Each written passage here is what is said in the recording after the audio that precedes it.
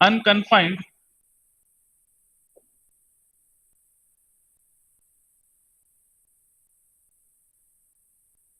Unconfined compressive strength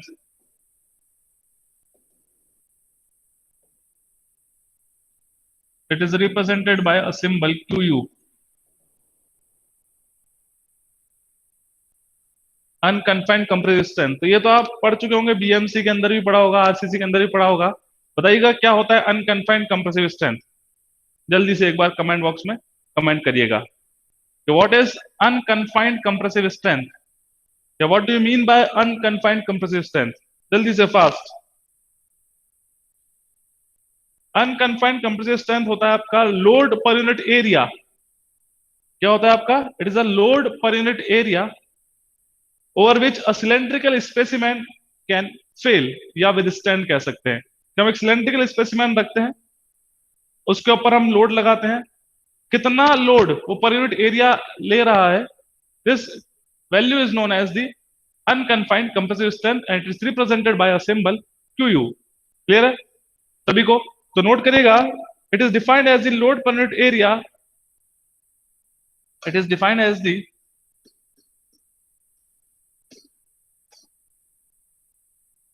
it is defined as the load per unit area, load per unit area at which a cylindrical specimen of standard dimension, cylindrical specimen of standard dimension fail in a simple compression load, fails in a standard compressive load, it is known as the QU। UTM या CTM पे हम इसको perform कर सकते हैं। Cube का test आप सभी ने किया होगा, किया या नहीं किया? लेबोरेटरीज के अंदर है, लैब के अंदर आपने क्यूब का टेस्ट किया है, तो वही टेस्ट है, उसी टेस्ट के बारे में बात कर रहे हैं कि वो जितना वो लोड पर यूनिट एरिया ले सकता है वो specimen, this is known as the compressive unconfined compressive strength. Clear हुआ? जो कंप्रेसिव स्ट्रेंथ होती है unconfined compressive, it is twice time of CU, cohesion के इक्वल होती है। फिर QU होती है, QU is equal to twice time of CU, cohesion. In purely cohesive soil के केस में it is twice times of cohesion. Here C is the cohesion, here C is the cohesion. Clear हुआ? बताइए, this is known as the unconfined compressive strength, this is known as the unconfined compressive strength. तो RCC के अंदर तो question पूछ लिया जाता है कई बार, ऑब्जेक्टिव आपने देखा होगा, जो डायमेंशन होती है सिलेंड्रिकल स्पेसिमेन की कितनी होगी, तो जनरली एक तो क्राइटेरिया होता है कि जो लेंथ होगी it is twice time of its diameter, और वी कैन से जो डायमीटर है वो 150 होता है और जो लेंथ होती है वो आपकी 300 होती है। ये स्टैंडर्ड स्पेसिमेन होता है, उसकी बात की जा रही है आपसे। अगर इसी की तरह से क्यूब की बात करें तो 150 mm के क्यूब पे हम क्या करते हैं, उसे टेस्ट करते हैं। This will give you the unconfined compressive strength. तो हमारा क्या काम है, it is twice time of CU। अब how it is twice time of CU, तो ये मैं आपको डिफाइन करूंगा जब शियर स्ट्रेंथ चैप्टर पढ़ेंगे। तो ये जो रिलेशनशिप है कि जो अनकन्फाइंड कंप्रेसिव स्ट्रेंथ होती है twice time of its cohesion होती है, हाउ इट इज पॉसिबल, ये क्यों होती है और कैसे होती है, तो हम इसको पूरा डिराइव करेंगे जब हम शियर स्ट्रेंथ ऑफ सॉइल पढ़ेंगे, तो वहां पे उस फॉर्मूले से डिराइव होगा। तो अभी इतना सा पता होना चाहिए कि QU क्या होती है, अनकन्फाइंड कंप्रेसिव स्ट्रेंथ होती है, which is known as the load per unit area through which a standard sample is fill under the compressive load. It is known as the unconfined compressive strength. It is represented by a symbol Q, which is equal to twice time of cohesion, which is equal to the twice time of the cohesion. लिखिएगा, note करिएगा। Note करने के बाद में एक table है, जिस table से डायरेक्टली क्वेश्चन पूछे जाते हैं कई सारे एग्जाम्स के अंदर, जनरली स्टेट एग्जाम में पूछा जाता है। तो गेट के अंदर हमें क्या करना है, केवल इसकी वैल्यू याद रखनी है, जो QU होता है it is twice time of CU। तो कई सारे प्रॉब्लम्स यहां से आपकी सॉल्व हो जाएगी। ठीक है, अगर आपको QU दे रखा है तो डिवाइड बाय 2 कर देगा तो कोहेजन निकल जाएगा। कब काम आएगा? जब shear strength चैप्टर पढ़ते हैं, ठीक है, या बियरिंग कैपेसिटी चैप्टर पढ़ते हैं कि C N C plus Q N Q plus half gamma B N gamma, तो उधर सी जब होगा where C is known as the cohesion, तो कोहेजन निकालने के लिए आपको क्वेश्चन में क्या गिवन होगा? क्यू गिवन होगा। अगर अनकन्फाइंड कंप्रेसिव स्ट्रेंथ गिवन है तो you can divided it by 2, therefore it will give you the C U, cohesion की वैल्यू दे देगा। एंड और कोहेजन किसमें होगा? फाइन ग्रेन सॉइल और it is found in a cohesive soil. Cohesion किसमें होगा सर? फाइन ग्रेन सॉइल में, क्योंकि कोर्स ग्रेन सॉइल को तो कोहेजन लेस सॉइल कहते हैं, याद आया? कि कोर्स ग्रेन सॉइल जो होती है सर उसे तो कोहेजन लेस सॉइल कहते हैं, तो ये प्रॉपर्टी किसकी होगी? It is a property of a fine grain soil. तो ये काम क्या आने वाला है गेट के अंदर, वही मैंने आपको बता दिया कि यहां से आपको क्यू की वैल्यू क्वेश्चन में गिवन होगी, और फॉर्मूला बता दिया कहाँ कि सर जब बियरिंग कैपेसिटी निकालते हैं, ठीक है, या फिर shear स्ट्रेंथ के अंदर, तो वहां पे हमारे को क्या चाहिए होता है? Mohr's Coulomb theory. पढ़ी आपने मोर्स कूलम्ब थ्योरी सभी ने, क्या नहीं पढ़ी बताइए? अरे जब मोर्स कूलम्ब थ्योरी होती है C plus sigma and tan phi, याद आया? C plus sigma and tan phi, तो वी आर सी, सी क्या पुट करना है? अगर क्वेश्चन में दे रखा है तो कोहेजन पुट कर देंगे, otherwise in question Q is given, unconfined compressive strength given होगा, उसको डिवाइड कर दीजिएगा 2 से, therefore you will get the value of C U. एक तो वहां पे काम आएगा, और दूसरा कहाँ काम आएगा? जब बियरिंग कैपेसिटी जब चैप्टर पढ़ते हैं, शैलो फाउंडेशन और बियरिंग कैपेसिटी, वहां पे C N C plus Q N Q plus half gamma B N gamma, मतलब सी एन सी, तो सी क्या है? कोहेजन है। तो जो जगह इसका यूज आएगा, तो हमने यहाँ बेसिक टर्मिनोलॉजी है जिसको हमने यहाँ पे रीड करी। बताइए कोई डाउट है? जल्दी से बताइए फास्ट। अब होता क्या है? हाँ कोई डाउट है तो बता दीजिए फास्ट। कोई भी डाउट है जल्दी से बता दीजिए। अब होता क्या है कि सर ये क्यू जो प्रॉपर्टी है अनकन्फाइंड कंप्रेसिव, ये किस तरह रिलेट कर सकते हैं? तो it will directly depends upon the consistency. ये कंसिस्टेंसी से हम इसको क्या कर सकते हैं? रिलेट कर सकते हैं। और जितनी ज्यादा क्यू होगी, क्या बोल रहे हैं, जितना ज्यादा अनकन्फाइंड कंप्रेसिव स्ट्रेंथ होगी, तो कंसिस्टेंसी वाली कैसी होगी? जल्दी से कमेंट बॉक्स में कमेंट करिएगा fast. Value of unconfined compressive strength is higher, then what will be the consistency of that particular soil mass? कि भाई क्यू की वैल्यू बढ़ेगी तो कंसिस्टेंसी पे क्या असर होगा? इट विल इंक्रीज और डिक्रीज, बताइएगा फास्ट। इट विल इंक्रीज और डिक्रीज है? इट विल इंक्रीज और डिक्रीज। अगर क्यू की वैल्यू बढ़ती है, कंसिस्टेंसी बढ़ेगी या कम होगी? इतनी सी बात कर रहे हैं? बताइए फास्ट। पता है या नहीं पता? पहले तो ये बताओ, रिलेट कर पाए या नहीं रिलेट कर पाए? किसी का भी आंसर नहीं आया? हर्ष, राहुल, सेजल, क्या हुआ? आप तो रेगुलर स्टूडेंट हो, रिलेट कर पा रहे होंगे, कई सारी प्रॉपर्टीज पढ़ ली अब तो हमने। चलिए कोई बात नहीं, नहीं पता तो लिखिएगा कंसिस्टेंसी वर्सेस क्यू। एक टेबल हम ड्रॉ करते हैं।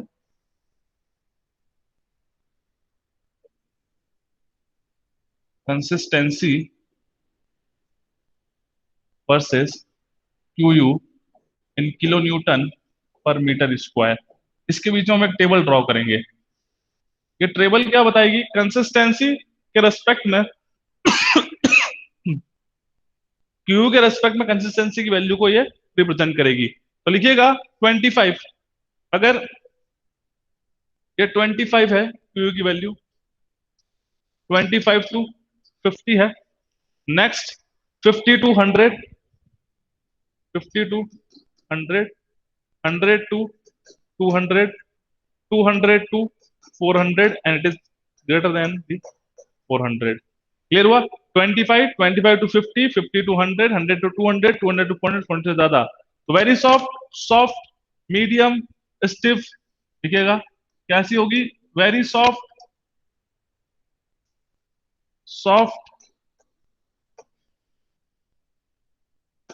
मीडियम, स्टिफ, और एक दो तीन चार, और hard, hard and very hard and hard.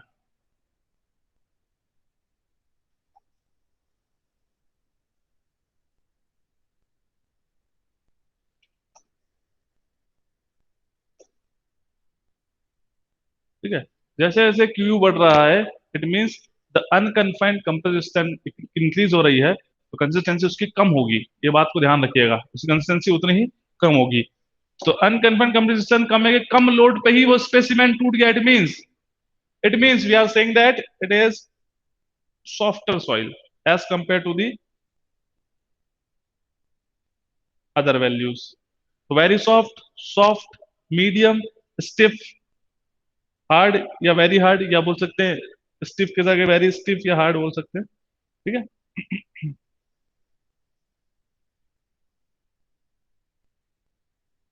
सभी को क्लियर हुआ बताइएगा। सभी को क्लियर हुआ।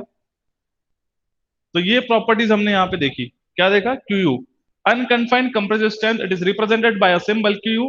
It is defined as a load per unit area for which a cylindrical specimen is filled under the simple compressive load। और जो QU होगा it is twice time of its cohesion. और यहाँ पे देखिएगा according to the value of unconfined compressive strength in kilonewton per metre square, उसके according हमने यहाँ पे कंसिस्टेंसी डिफाइन करी है। Very soft, soft, medium, stiff, hard और वेरी हार्ड। क्या बोल सकते हैं? वेरी स्टिफ या हार्ड भी बोल सकते हैं। क्लियर हुआ? तो ये पहली प्रॉपर्टी आज के लेक्चर में हमने देखी which is known as Q. अब नेक्स्ट प्रॉपर्टी है वो होती है सेंसिटिविटी। सभी को पता होगा सेंसिटिविटी। नोट हो गया सभी को? बताओ फास्ट बताइएगा। कमेंट बॉक्स में कमेंट करिएगा नोट करने के बाद। यस, वेरी गुड रजत। देखिए sensitivity, next property is sensitivity की बात करते हैं। It is represented by symbol S और कई बुक्स में इसको एस टी भी लिखा होता है। It is represented by simply S और it is represented by symbol S T. S और एस टी से सेंसिटिविटी क्या होता है? It will represent the degree of disturbance during remoulding. जब हम रीमोल्डिंग करते हैं तो कितना डिग्री ऑफ डिस्टर्बेंस हुआ। अब सर व्हाट इज रीमोल्डिंग? किसी भी एक सैंपल बनाए, जैसे भी इससे पहले की बात करें सर, हमने सिलेंड्रिकल सैंपल बनाया एक सॉइल मास का। ठीक है। उस सैंपल को हमने क्यूटीएम पर रखा या सीटीएम पर रखा, उस पर लोड लगाया, लोड लगाने पर सैंपल फेल हो गया। फेल होने के बाद दोबारा हमने उसे क्या किया? अगेन हमसे उससे क्या कर दिया? रीमोल्डिंग किया, दोबारा उसको मोल्ड किया, अगेन उस पर लोड लगाया। तो this will represent the degree of disturbance on remoulding. के रीमोल्डिंग होने पे कितना डिग्री ऑफ डिस्टर्बेंस अचीव होता है।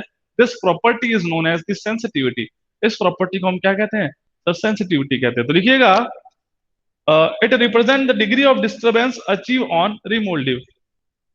It represents the it it represents the degree of disturbance achieved on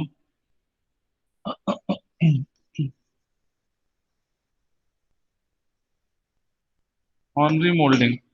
It represents the degree of disturbance achieved on remolding। कितना disturbance हुआ, how much degree of disturbance is achieved during the remolding of the clay। है ना? जब हम remolding करते हैं तो कितना डिग्री ऑफ डिस्टर्बेंस अचीव हुआ, it is known as the sensitivity. ठीक है। It is a property of, ये किस सॉइल की प्रॉपर्टी होगा? It is a property of highly plastic soil. Remoulding किस में हो पाएगी? अरे जिसमें कोहेजन होगा। तो it is a property of highly plastic soil. लिखिएगा इट इज अ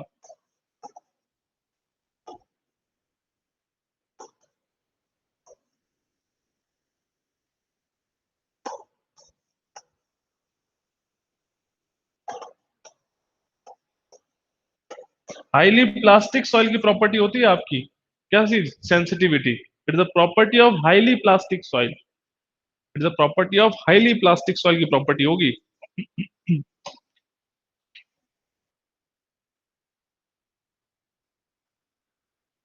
तो सेंसिटिविटी का कई बार फॉर्मूला पूछा था, कई बार न्यूमेरिकल आ जाता है। तो सेंसिटिविटी क्या होगा? Unconfined compressive strength of undisturb soil. ठीक है।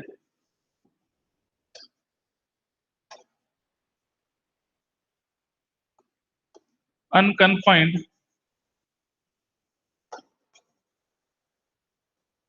Compressive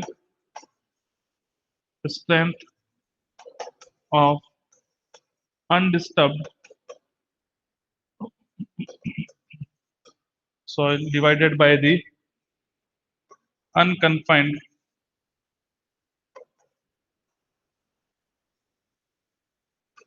compressive strength of remoulded soil किसके द्वारा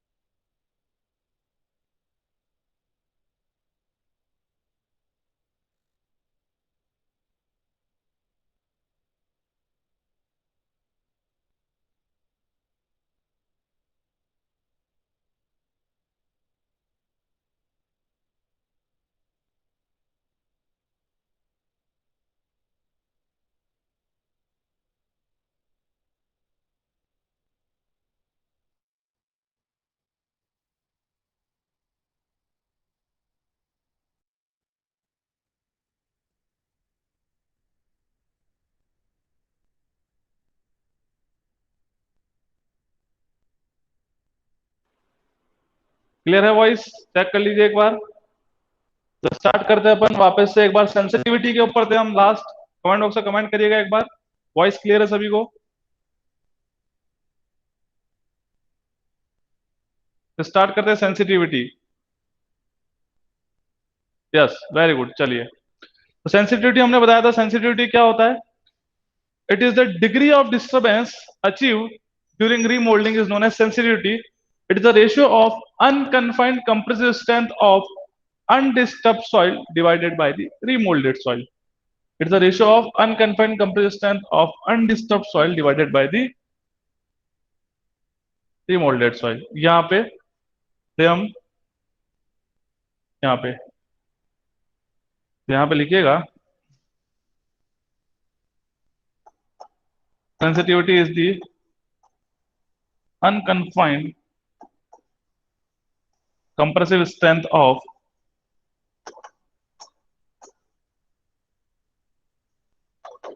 of undisturbed soil divided by the unconfined compressive strength of remolded soil. Undisturbed divided by remolded. It is known as the sensitivity. This formula is for determining the sensitivity. लिखिएगा, it is the ratio of unconfined compressive strength of undisturbed soil divided by the unconfined compressive strength of remolded soil. ठीक है,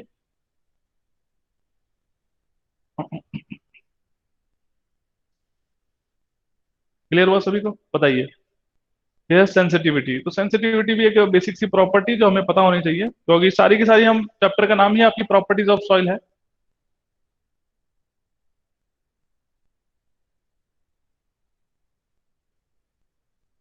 clear हुआ? सारी properties, हर एक property आपको पता होनी चाहिए, बिकॉज ये वर्ड बार बार रोटेट करेंगे आने वाले चैप्टर्स में।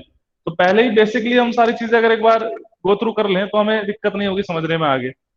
तो सेंसिटिविटी होती है, इसकी वैल्यू होती है 1 से 4, 4 to 8, 8 to 15 और 15 से अबाउ। तो उसके अकॉर्डिंग इसका क्या होता है, एक टेबल बनेगी, जल्दी से एक बार नोट करने का डन करिएगा।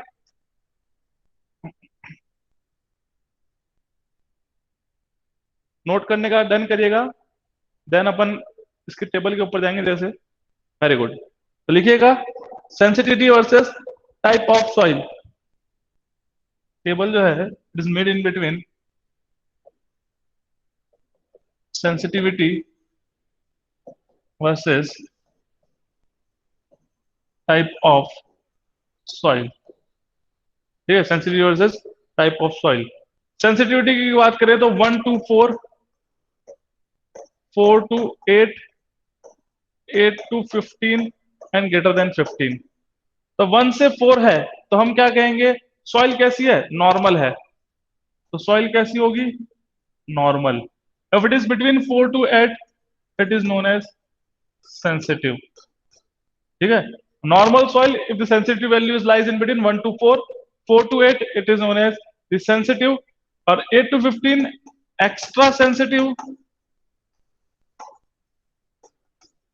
And the final one is the quick. Quick क्विक कंडीशन जब होती है, ठीक है, तो उस कंडीशन में हम फाउंडेशन नहीं बनाएंगे, अदरवाइज आपका स्ट्रक्चर डैमेज हो जाएगा। क्लियर हुआ? In if the sensitivity value is more than 15 तो we can not construct a foundation, और if you construct a foundation then we are preferring a pile foundation. ठीक है, अगर हम फाउंडेशन पहली बात तो कंस्ट्रक्ट करते ही नहीं, अगर हमें करने की जरूरत पड़ गई तो उस कंडीशन में हम पाइल फाउंडेशन करेंगे, but basically it is undesirable for the construction of foundation because in quick condition the sensitivity value is more than 15। ठीक है, तो सेंसिटिविटी किसके डायरेक्टली प्रोपोर्शनल होती है, it is directly proportional to the clay content. जैसे जैसे clay content बढ़ेगा वैसे सेंसिटिविटी क्या होगी, बढ़ती चली जाएगी। तो sensitivity is directly proportional to the clay content. sensitivity is directly proportional to the clay content। याद रखिएगा, जैसे जैसे क्ले कंटेंट बढ़ेगा वैसे वैसे सेंसिटिविटी की वैल्यू बढ़ती चली जाएगी। क्लियर हुआ? तो इसमें क्वेश्चन तो क्या ही करना है, बड़ा सिंपल सा क्वेश्चन होगा कि अनडिस्टर्ब सॉइल का वैल्यू दे रखी हुई, कन्फर्टेंट कंप्रेसिव स्ट्रेंथ की, और रीमोल्डेड की दे रखी हुई, डिवाइड कर देना, आंसर आपका निकल के आ जाएगा। क्लियर हुआ? बताइए। नेक्स्ट टॉपिक है आपका थिक्सोट्रॉफी।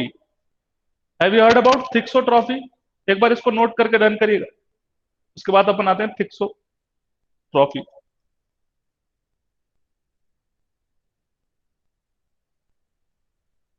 Very good.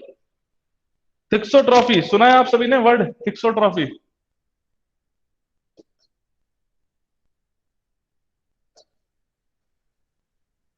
बताइएगा कि क्या होती है थिक्सोट्रॉफी, अगर सुना है तो। What do you mean by थिक्सोट्रॉफी?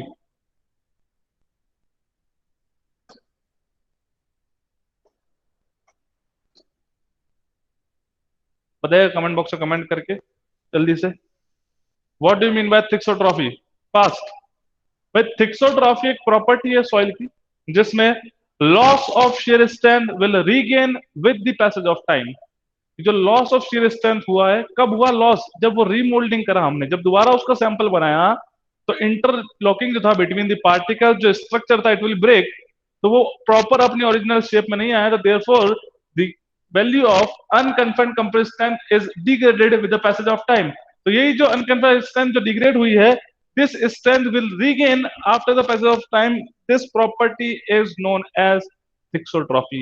कि कुछ समय के बाद कुछ पोर्शन उसका कंप्लीट नहीं, कुछ पोर्शन रिगेन कर जाएगा उस लॉस हुई भी कंप्रेसिव स्ट्रेंथ का। This is known as thixotropy. तो लिखिएगा, it is that property of soil due to which loss of shear strength, it is the property, it is the property of soil due to which loss of shear strength, loss of shear strength, loss of shear strength will regain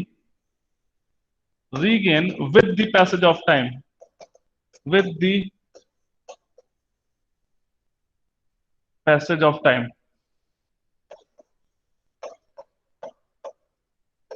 लिखिएगा, it is a property of soil due to which loss of shear strength will regain with the passage of time। ठीक है, without altering the moisture content, चाहे तो bracket में लिख सकते हैं, without altering the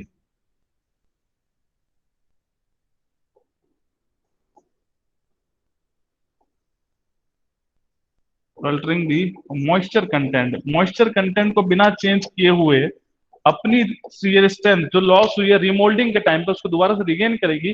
this property is known as thixotropy. This property is known as thixotropy. Clear हुआ? अब इसको मैं आपको ग्राफ से भी समझा दूंगा, एक बार नोट करके डन कर दीजिएगा, एक बार और कोई डाउट है तो पूछेगा। बात ये आती है कि सर ये थिक्सोट्रॉफी जो प्रॉपर्टी है ये किस सॉइल की होती है, कोहेसिव या कोहेजनलेस? बताइएगा। थिक्सोट्रॉफी जो प्रॉपर्टी है जो अभी मैंने आपके सामने डिस्कस करी है, ये किस सॉइल में देखने को मिलेगी? कोहेसिव सॉइल या कोहेजनलेस सॉइल? जल्दी से बताइए फास्ट। अरे बड़ा बेसिक बेसिक चीजें पूछ रहे हैं आपसे यार, इतना तो बताना होगा, तभी तो मजा आएगा पढ़ने का। या फिर मैं बोलता जाऊं बस आप लिखते जाओ, फिर क्या मतलब है? इस डेफिनेशन को पढ़ो, कुछ समझ में आएगा कि loss of shear strength regain हो रही है तो ये किस टाइप ऑफ सॉइल में होगा? कोहेसिव सॉइल में होगा या कोहेजनलेस सॉइल में होगा? गजब हो गया, very good Shreya. It is the property of cohesive soil, very good. तो ये किसकी प्रॉपर्टी है? It is the property of, it is the property of cohesive soil. ये कोहेसिव सॉइल के अंदर होगा क्योंकि sir loss of shear strength regain करना है तो वो तो पॉसिबल ही नहीं है ना, किसमें? कोहेजन लेस सॉइल में, बिकॉज अरे सैंपल ही नहीं बनता। Due to the cohesion less the sample will can not be form.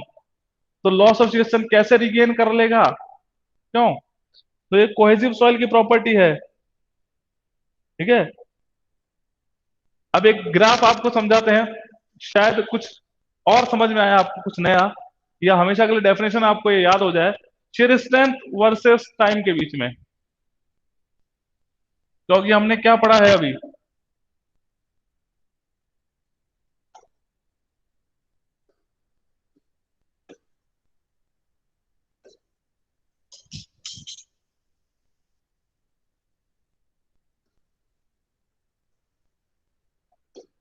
Versus time के बीच में। अब हमने क्या बोला अकॉर्डिंग टू डेफिनेशन कि loss of shear strength will regain with the passage of time. कि जो shear strength लॉस हुई है वो समय के साथ में दोबारा से रिगेन करेगी। This property is known as thixotropy. तो उसी को हमको यहाँ पे क्या करना है? डिफाइन करना है। तो मैंने बोल दिया कि ये जो एक लाइन ड्रॉ करी है which is parallel to the X axis, this line will represent the strength before the remoulding. ठीक है, तो इसको बोल सकते हैं original shear strength। This will called original shear strength। This is called the original shear strength। ठीक है, अब हो क्या रहा है कि सर जितनी बार हम सैंपल बना रहे हैं, जितनी बार हम सैंपल बना रहे हैं उतनी बार ये वैल्यू का डिक्रीज कर रही है। डिक्रीज करने का इट विल अगेन इंक्रीजेस। फिर थोड़ा सैंपल को अगेन लोड लगाया, अगेन सैंपल फेल हुआ, it will again increases. Again sample fail हुआ, then it will again increases. Then again sample fail हुआ एंड अगेन इंक्रीजेस, और इस तरह से ये साइकिल चलती गई। तो हर एक साइकिल में हमने क्या देखा, हर एक साइकिल में हमने क्या देखा कि सर ये जो वैल्यू है ये लॉस होने के बाद में कुछ रिगेन हो रही है।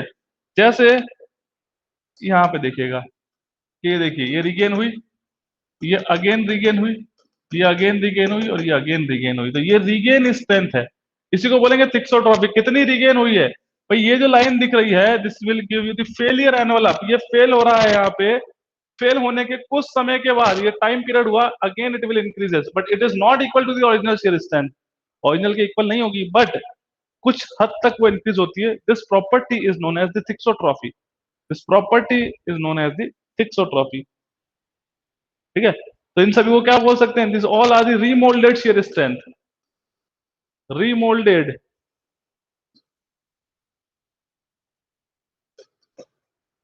Remoulded shear strength, this is remoulded shear strength. ये कौन सी है, ये रीमोल्डेड शेयर स्ट्रेंथ है। क्लियर हुआ कि सर एक बार हमने स्पेसिमेन को रखा, लोड लगाया, फेल हो गया, दोबारा से इसका हमने स्पेसिमेन बनाया, तो अगेन इस पे लोड लगाया, तो ये जो है वैल्यू अगेन इंक्रीज हुई, अगेन फेल हुआ, फिर लोड लगाया तो अगेन इंक्रीज हुई। तो मतलब वो जीरो नहीं हो रहा है, बट ये टाइम के साथ साथ इट विल इंक्रीजेस। तो this property will known as the thixotropy. ठीक है, the loss of shear strength will be regain after the passage of time. This property is known as थिक्सोट्रॉफी।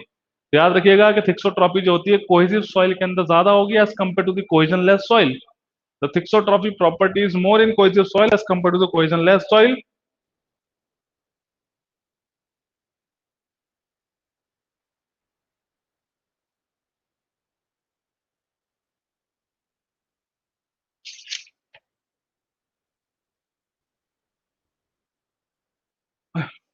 Note करिएगा।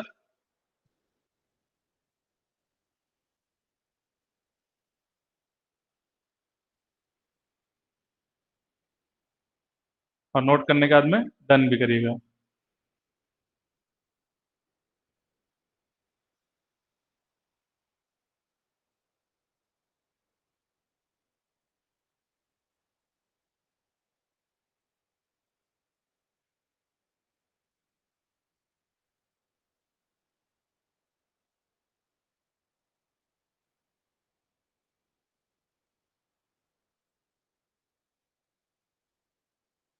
चलिए very good. अब आते हैं अपन, next is the activity. सुना होगा आपने एक्टिविटी।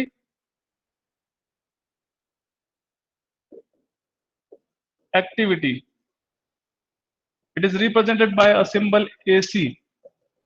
एक्टिविटी क्या रिप्रेजेंट करता है बताइएगा, it will represent the volume change. It will represent the volume change को रिप्रेजेंट करता है हमारा एक्टिविटी। और इसमें लिखिएगा the behaviour of the clay with change in water content is influenced by the presence and the magnitude and type of clay mineral. ठीक है, the behaviour of clay with change in water content, तो ये volume change को represent करता है। तो यहां पे लिखिएगा the behaviour of clay, the behavior of clay with change in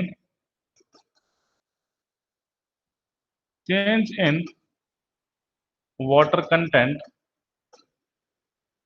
with change in water content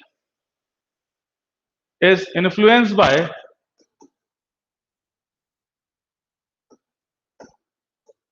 the presence of by the presence of presence by the presence comma magnitude and type of clay mineral of clay mineral। Done हुआ कि activity क्या represent करती है, ये volume change को represent करती है। और वॉल्यूम चेंज का रीजन क्या है, कि वाटर कंटेंट का चेंज होना। ठीक है, वॉल्यूम चेंज का रीजन क्या है, कि वाटर कंटेंट का चेंज होना। This is the main reason behind the activity, water content का चेंज होना बाय द इन्फ्लुएंस, और किसके कारण, by the influence of the presence of magnitude and the clay mineral, clay mineral या magnitude के ऊपर डिपेंड करता है बिहेवियर ऑफ क्ले का चेंज होना। बट द फॉर्मूला जो होगा ये आईपी अपॉन में परसेंटेज ऑफ क्ले पार्टिकल, ठीक है, ये स्कैम्पटन ने दिया था ये formula, it is AC is equals to IP plasticity index divided by the percentage of clay particles. Clay particles having size less than 2 micron. 2 micron से छोटे पार्टिकल जो होते हैं, smaller particles, we are classified as the clay particles. तो वही हो गया IP upon में परसेंटेज, याद रखिएगा किस टर्म्स में लेना है, इन द टर्म्स ऑफ परसेंटेज, कि कितना परसेंट क्ले पार्टिकल है आपके किसी भी सॉइल सैंपल में। So it is the formula of IP, plasticity index, which is over the liquid limit minus plastic limit divided by the percentage of the clay particle. It is given by the Skemptons. किसने दिया था formula? Skemptons. Skemptons ने दिया था ये formula आपका, ठीक है, Skemptons। तो एक्टिविटी, अब एक्टिविटी की भी वैल्यू होती है 0.75 से कम, 0.75 से 1.25 and more than 1.25। According to this value of activity, the soil are classified as inactive, normal active and active, ठीक है। तो इतना नोट करिएगा और डन करिएगा, फिर अपन आते हैं नेक्स्ट पे।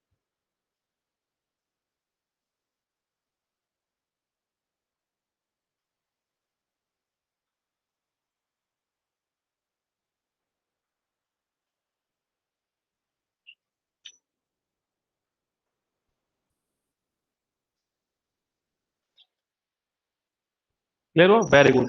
अब चलते हैं अपन इसकी वैल्यूज के ऊपर, activity and type of soil. Activity,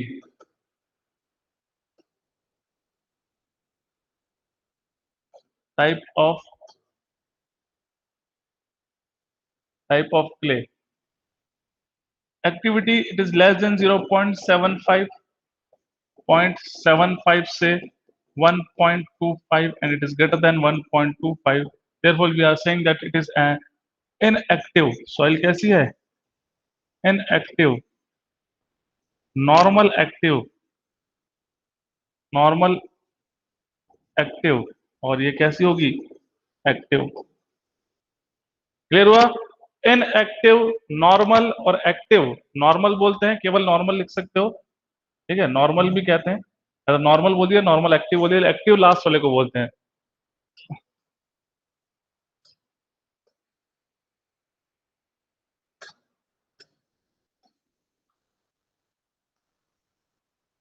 done, table बनाइएगा। तो on the basis of activity value the soil are classified as inactive, normal active और एक्टिव। ये किसकी प्रॉपर्टी होती है? It is a basic property of the clayey soil, clayey soil की property होती है ये।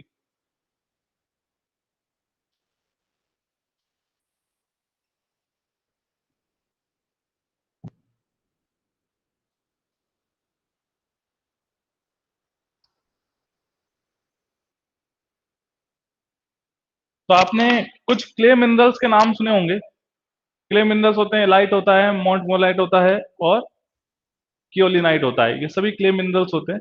इनकी भी एक्टिविटी वैल्यू लिख दीजिए। ये क्या होते हैं, किस तरह का इनका स्ट्रक्चर होता है, कौन सा बॉन्ड होता है और क्या क्या इनके एग्जाम्पल होते हैं, ये हम पढ़ेंगे नेक्स्ट चैप्टर के अंदर, जिसके अंदर हम क्लासिफिकेशन के बाद हम एक चैप्टर पढ़ेंगे, इसमें क्ले मिनरल, सॉइल स्ट्रक्चर और क्ले मिनरल पढ़ेंगे, तब हम इनको और डीपली हम पढ़ेंगे। बट अभी according to the value of activity we are classify, क्योंकि एक्टिविटी हमने यहाँ पढ़ी तो एक्टिविटी के अकॉर्डिंग हम इसको क्लासीफाई करते हैं। तो लिखिएगा क्योलिनाइट, एलाइट एंड मोंटमोरोलाइट, 3 मिनरल होते हैं clay mineral.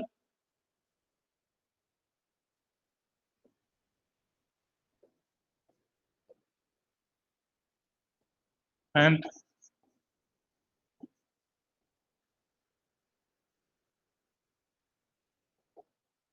these are the clay minerals। ये क्या है?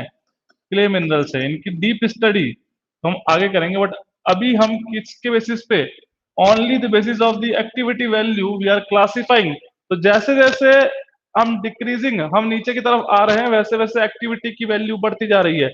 0.38, 0.90, क्यूलनाइट की 0.38, इट इज 0.90, और इट इज 7 के समथिंग होती है, कितनी, इट इज 7.2। तो हाईली एक्टिव कौन सा है, मोंट मोरलाइट है। इसलिए तो हमने लिखा था स्टार्टिंग में, अगर आपको याद आ गया हो चीजें, याद आई कि नहीं आई, ब्लैक कॉटन सॉइल के अंदर जो क्ले मिनरल होता है वो कौन सा होता है sir, it is keolinite mineral, montmorillonite mineral, having highest swelling and shrinkage property, having highest swelling and shrinkage property because it is more active। Activity number क्या है सर, सबसे ज्यादा है 0.38, 0.90, और मोन्टमोलाइट का 7.2 है। therefore we are saying that it is highly swelling and shrinking property because the activity, क्या reason है सर, एक्टिविटी इसका मेजर रीजन है, क्योंकि इसकी एक्टिविटी नंबर जो है बड़ा ज्यादा है। जितना एक्टिविटी ज्यादा है मतलब उसमें स्वेलिंग और श्रिंकेज, वो सॉइल उतनी ही क्या होगी, अरे एक्टिव होगी, उतनी ही वो लूज होगी।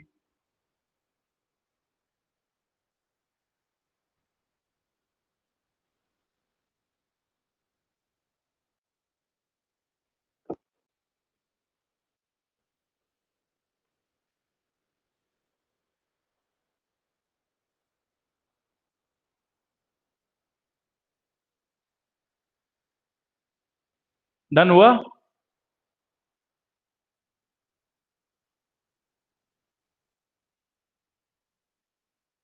तो उसका रीजन समझ में आ गया होगा आपको, जो स्टार्टिंग में हमने लिखा था, नहीं आया। ब्लैक कॉटन सॉइल में जो क्ले मिनरल होता है वो मोंट मोलनाइट होता है, और इसकी और सारी प्रॉपर्टी है कि हाइड्रोजन बॉन्ड होता है। एग्जाम्पल इसका ब्लैक कॉटन सॉइल या बेंटोनाइट सॉइल होती है, ये सब आगे पढ़ेंगे। 2:1 का होता है, 2 सिलिका 1 एल्यूमिना शीट से मिलकर बना होता है, सब चीजें अपन आगे पढ़ेंगे। अभी बस इतना ही, इतना याद रखिए कि जो ये क्ले मिनरल है, ये तीन तरह के होते हैं, क्योलनाइट, इलाइट एंड मोंटमोलाइट, और इनकी वैल्यू होती है 0.38, 0.90 एंड 7.2। इतना नोट करके डन करिएगा। फिर आते हैं अपन next property which is known as the कोलैप्सिबिलिटी।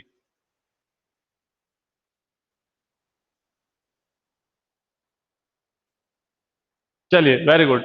Next is collapsibility. Collapsibility तो कॉमन टर्म है, हमने पढ़ा भी था सर। कोलैप्सिबल सॉइल होती है loess, loess is the collapsible soil, and expansive soil is black cotton soil. तो वही कोलैप्सिबिलिटी एक प्रॉपर्टी है।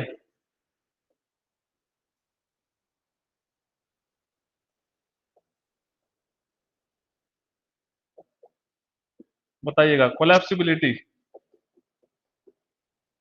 कोलैप्सिबिलिटी का मतलब क्या होता है कि with increase in water content, the change in volume और decrease in volume with increase in water content without increasing the what, pressure, this property is known as collapsibility. कि सॉइल के वॉल्यूम में डिक्रीमेंट आना water के increase करने, but without increasing the pressure, बिना pressure के बढ़ाए हुए, this property is known as collapsibility. Clear हुआ? तो लिखिएगा, soil which show large decrease in volume,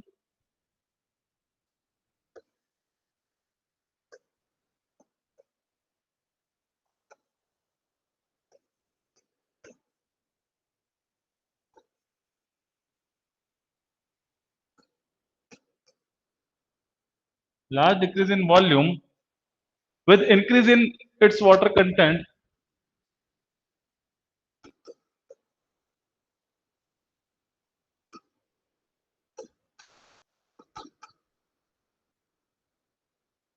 water content at same pressure are termed as at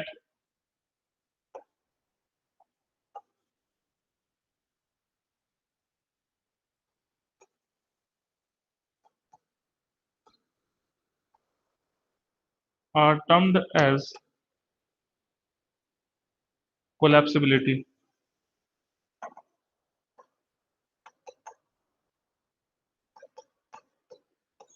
इसको बोलते हैं कोलैप्सिबिलिटी।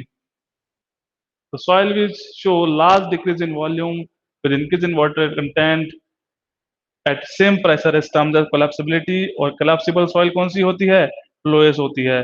एग्जाम्पल अगर बात करें तो हमें पता है कौन सी होती है, लोएस होती है। और कोलैप्सिबिलिटी का जो एनालिसिस करते हैं is in terms of collapsible potential। Collapsibility of soil analysis, देखिएगा, कोलैप्सिबिलिटी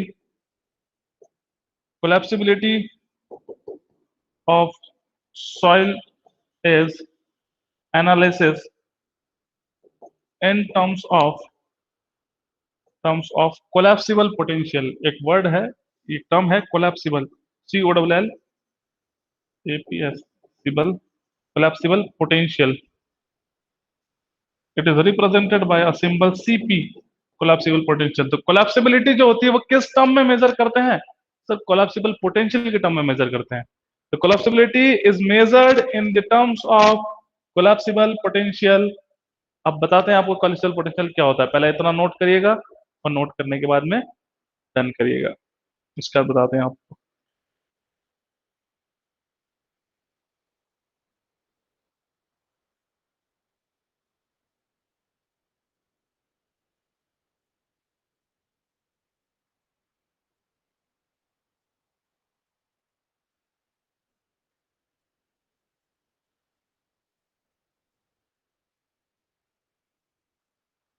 very good,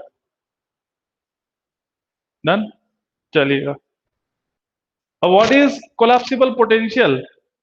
how we can calculate CP, collapsible potential? तो del V by V naught, और next formula del H by H naught, next del E upon में 1 plus E not. This is the formula for determining the collapsible potential. अब बात आ गई कि sir ये del V क्या है या V नॉट क्या है, डेल H क्या है या H नॉट क्या है? तो डेल डेल डेल जहां पे लग गया, this will represent the change. The del will represent the change को रिप्रेजेंट करता है, तो change in volume, change in thickness और हाइट, और चेंज इन वॉइड रेशो। जहां भी डेल लग गया है the del will represent the change. Clear हुआ? Del V comma del H comma del E, it will represent the change in एक साथ लिख देता हूं, volume comma change in height comma change in void ratio. एक ही कहानी है सारी की सारी। Del will represent the change, and what is V nought, H nought? Sir what is V nought, H nought, E nought? क्या है ये V nought, H nought, E not? This will represent the initial volume, initial thickness, or initial height of the soil mass, or initial void ratio. It will represent the initial initial volume, initial height या thickness कह सकते हैं, और initial void ratio कह सकते हैं। Clear हुआ सभी को? तो this will represent the collapsible potential del V by V naught, del H by H naught, del E upon 1 plus E naught। ये सारी properties it will also useful in the next chapters.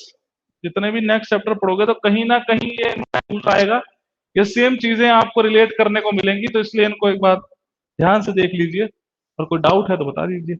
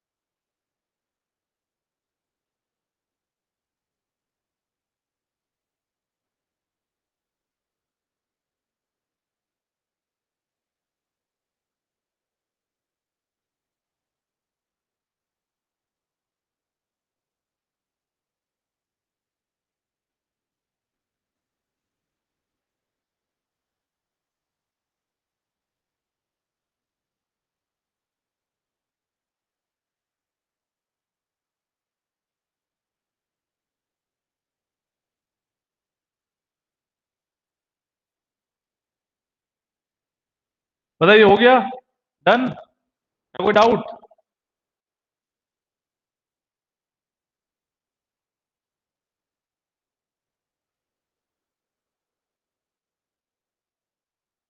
Done, very good, चलेगा। अब next है particle size distribution. Done, no doubt, very good, चलेगा। Particle size distribution, next property की बात करें, which is known as the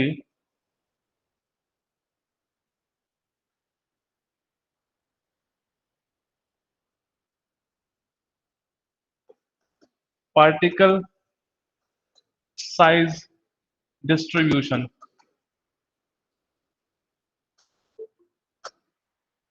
particle size डिस्ट्रीब्यूशन बड़ा important topic है, ठीक है, थोड़ा कंसेप्चुअल भी है, इसको समझिएगा। इंपॉर्टेंट टॉपिक है, थोड़ा सा कंसेप्चुअली। पार्टिकल साइज डिस्ट्रीब्यूशन, ठीक है। What is particle size distribution, पढ़ा होगा आप सभी ने। What do you mean by the particle size distribution? Sir, particle size distribution का मतलब होता है कि किसी भी सॉइल की अगर इंजीनियरिंग प्रॉपर्टी आपको डिटरमाइन करनी है, तो we are using the particle size distribution. Particle size distribution का हम यूज करेंगे, इसको पार्टिकल साइज एनालिसिस भी कहते हैं। It is also termed as particle size analysis भी कहा जाता है। To find out the engineering property, ठीक है, to find out the engineering property of the soil particle, तो लिखिएगा to find out the engineering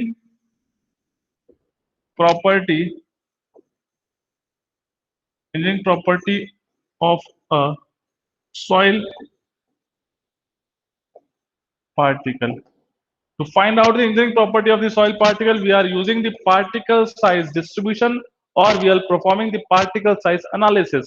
तो किसी भी सॉइल की इंजीनियरिंग प्रॉपर्टी को डिटरमाइन करना है तो हम किसका यूज करते हैं? पार्टिकल साइज डिस्ट्रीब्यूशन का हम यूज किया जाता है, ठीक है। तो ये दो तरह के होते हैं। अब इसको समझने के लिए पूरा एक बार चार्ट सा बनाएंगे, जिससे आपको एक दिमाग में पूरे पिक्चर, एक मैपिंग हो जाए कि किस किस तरह के होते हैं। एक तो होता है sieve analysis, the next one is the sedimentation analysis. तो लिखिएगा particle size analysis.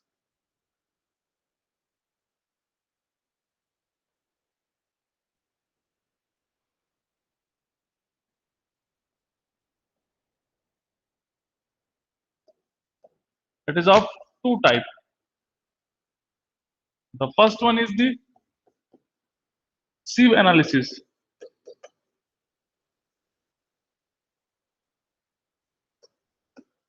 The next one is the sedimentation.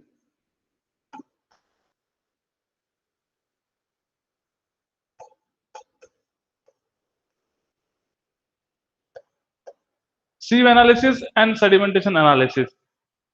अब बात आती है कि सर कब sieve analysis करेंगे और कब sedimentation analysis है। कुछ तो प्रॉपर्टी होगी, कुछ तो ऐसा पैरामीटर होगा जिसके बेसिस पे हम sieve analysis करें या sedimentation analysis करें। अरे कोई भी सॉइल मैंने आपको दे दी और बोला कि इसका पार्टिकल साइज एनालिसिस करिए, तो आप क्या कहेंगे कि सर हम सीव दो तरह का होता है, या तो सीव करें या सेडिमेंटेशन करें। तो कैसे हम कहेंगे सीव या sedimentation? It will depend upon 75 micron सीव। It will depending upon the 75 micron सीव के ऊपर डिपेंड करेगा कि जो particle, if the particle having size more than 75 micron 0.075 mm, और वी कैन से 75 माइक्रोन से ऊपर है जिनकी साइज, उनके लिए हम सीव एनालिसिस करते हैं। But if the particle size having less than 0.075 mm और 75 माइक्रोन, ठीक है, तो यहां पे लिखिएगा more than this size and less than. तो अगर यदि पार्टिकल की साइज जो है वो 75 माइक्रोन से छोटी है, तो we are performing the sedimentation analysis. But if this size, और कितनी साइज, अरे सर साइज की बात कर दी, अगर मैंने सीव से अगर मैंने सॉइल सैंपल को छान दिया, सीविंग कर दी, तो मुझे कैसे पता चलेगा सर 75 माइक्रोन पर रुकना या पास करना? तो उसकी कहानी यहाँ पे समझ में आ रही है। अगर मोर देन 50%, और अगर सुन लो, एक्सपांड करके और बता देते हैं कि ये मोर भी कितना, तो 50% से ज्यादा पार्टिकल अगर रुक जाते हैं 75 माइक्रोन की सीव पे, therefore we will performing the sieve analysis. But if the particle have passing more than 75, or we are saying that if the particle is less than 50%, और 50% से कम पार्टिकल रुकते हैं मतलब पास ही तो हो गए। बड़े ध्यान से सुनना चीजों को, मैंने बोला कंसेप्चुअल है चीजें, बस 2 मिनट इसको ध्यान से सुन लेना, सारी कहानी समझ में आ जाएगी। अगर मैंने आपको एक सॉइल दी और मैंने बोला है कि इसका पार्टिकल साइज एनालिसिस करो, तो आपको क्या पता होना चाहिए? सर आपने मैंने हमने सॉइल ली और मुझे पता है कि 75 माइक्रोन की सीव से मुझे इसको एनालिसिस करना है। अब सीव तो कर ली, अब पता नहीं चला कि सर वो क्या करना क्या है। कुछ पार्टिकल रिटेन हुए, कुछ पार्टिकल पास कर गया, तो मुझे कैसे पता चलेगा कि सर हमें कौन सा करना है एनालिसिस? मैं सीव करूँ या सेडिमेंटेशन करूँ? तो उसके लिए मैं बता रहा हूँ कि कौन सा एनालिसिस करना है। तो वो 75 माइक्रोन की सीव लीजिएगा, उसको सीविंग करिएगा, और सीविंग करने के बाद अगर 50% से ज्यादा पार्टिकल रुक जाते हैं, रिटेन हो जाते हैं on 75 micron सीव, then we are performing sieve analysis. But if the particle present over the 75 micron size sieve is less than 50%, ठीक है, 50% से कम है, तो सेडिमेंटेशन एनालिसिस करेंगे। मतलब क्या हुआ, बड़े ध्यान से सोचिएगा, अगर कम है मतलब पास हो गए सर। मैंने बोला इस पे 60% पार्टिकल रुके हैं, इस पे 20% पार्टिकल रुके हैं, लेस देन 50 हो गया, मतलब पास कितने करेगा? 80% पार्टिकल पास करेगा। दोनों तरीके से बहुत बात कह सकते हैं कि अगर इसके ऊपर पार्टिकल रुकते हैं लेस देन 50%, तो हम सेडिमेंटेशन एनालिसिस करेंगे, या इसके ऊपर पार्टिकल मोर देन 50% पास हो गए तो हम क्या करेंगे? सेडिमेंटेशन एनालिसिस करेंगे। क्लियर हुआ? बात समझ में आई? तो वो एक जो तरीका था, वो जो एक बेंचमार्क था, वो क्या था? वो सर वो 75 माइक्रोन था, उसके कोरस्पॉन्डिंग हम पता चलेगा कि सर हमें सीव करना है कि सेडिमेंटेशन एनालिसिस करना है। आई बात समझ में?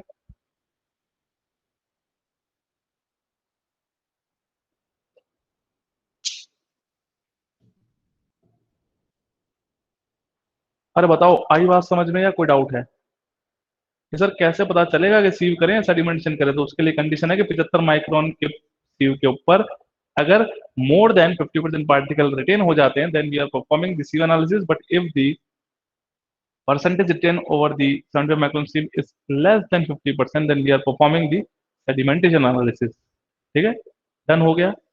नोट करो, डन करो। अभी एक एक चीज बताएंगे, इसलिए आराम आराम से चल रहे हैं अपन।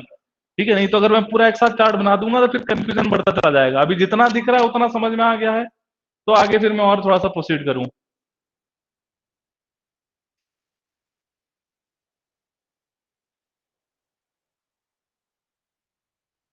Yes, very good. अब सर ये जो सीव एनालिसिस है ना, ये भी दो तरह की होती है। एक तो होती है कोड सीविंग और एक होती है फाइन सीविंग। बड़े ध्यान से सुनिएगा कि सर यहां तक तो समझ में आ गया, अब आगे की कहानी क्या है? आगे की कहानी सुनिए। The sieve analysis is of two type. जो सीव एनालिसिस है सर, ये अगेन टू टाइप की होती है, दो तरह की होती है। The first one is the what? कोड सीविंग।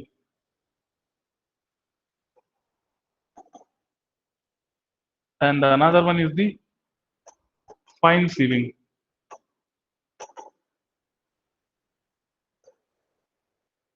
एक तो होती है कोड सीविंग और दूसरी होती है फाइन सीविंग। अब सर कब करनी है कोड सीविंग, कब करनी है फाइन सीविंग? एक बात समझ में आ गई कि अगर 50% से ज्यादा पार्टिकल रिटेन होते हैं on 75 micron sieve, then we are performing the sieve analysis. But in sieve analysis they are bifurcated in two parts. The first one is the core sieving, the another one is the fine sieving. So at in which condition we are performing the core sieving, and in which condition we are performing the fine sieving? तो यहाँ पे भी condition होती है, if the particle having size more than 4.75 mm, ठीक है, तो particle having size greater than 4.75 mm, तो अगर more than 50% particles are retained over the 4.75 mm sieve, then we are performing the coarse sieving. But if the particle present over the 4.75 mm sieve is less than 50%, then we are performing the fine sieving. वही same कहानी मोर और less की वो यहाँ पे भी लगती है, बट अब किससे कंपेयर कर रहे हैं? Then we are comparing with the 4.75 mm sieve. तो यहाँ पे बेंचमार्क क्या हुआ सर? 4.75। अगर 4.75 mm की सीव पे 50% से ज्यादा पार्टिकल रुक जाते हैं, रिटेन हो जाते हैं, then we will performing the coarse sieving. But if the percentage particle retained over the 4.7 mm sieve is less than 50%, then we are performing the fine sieving। तब हम कोड सेविंग करेंगे या फाइन सिविंग करेंगे। यहां तक क्लियर हुआ?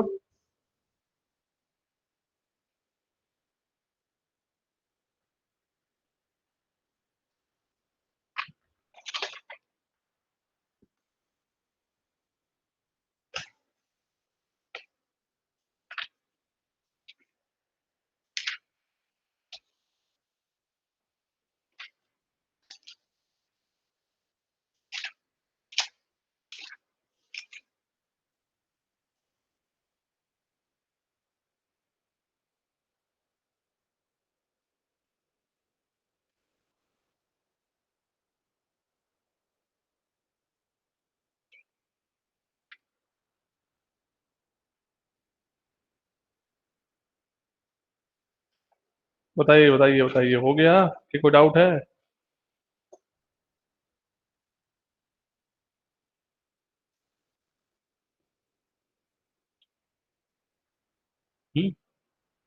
Done. चलिए, very good. अब आते हैं अपन इस पे सेकंड पोर्शन पे। अभी तो यहाँ पे बचा हुआ है, चाहो तो इसी को अपन फॉरवर्ड करते हैं।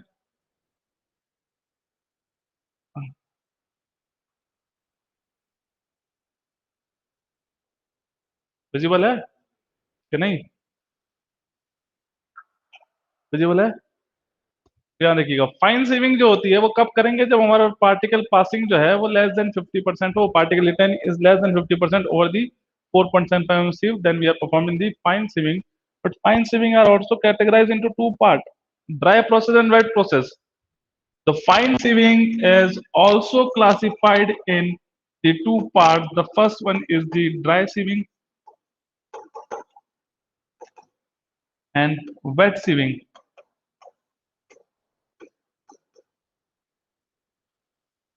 ड्राई सीविंग और वेट सीविंग। अब बात आती है कि सर कब ड्राई करें और कब वेट करें। फिर दिमाग में क्वेश्चन मार्क आया। ड्राई सीविंग तो जब करते हैं जब हमारे फाइननेस जो हो वो स्मॉल हो। When the fineness is of small amount, when small amount of fine particles are present, and if, या when large amount of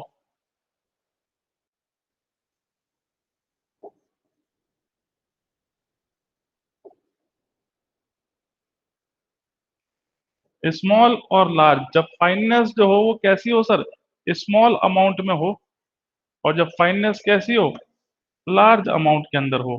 तो स्मॉल में होगा तो हम ड्राई सीविंग करेंगे, और लार्ज में होगा तो हम क्या करेंगे? वेट सीविंग करेंगे या वेट प्रोसेस करेंगे। क्लियर हुआ?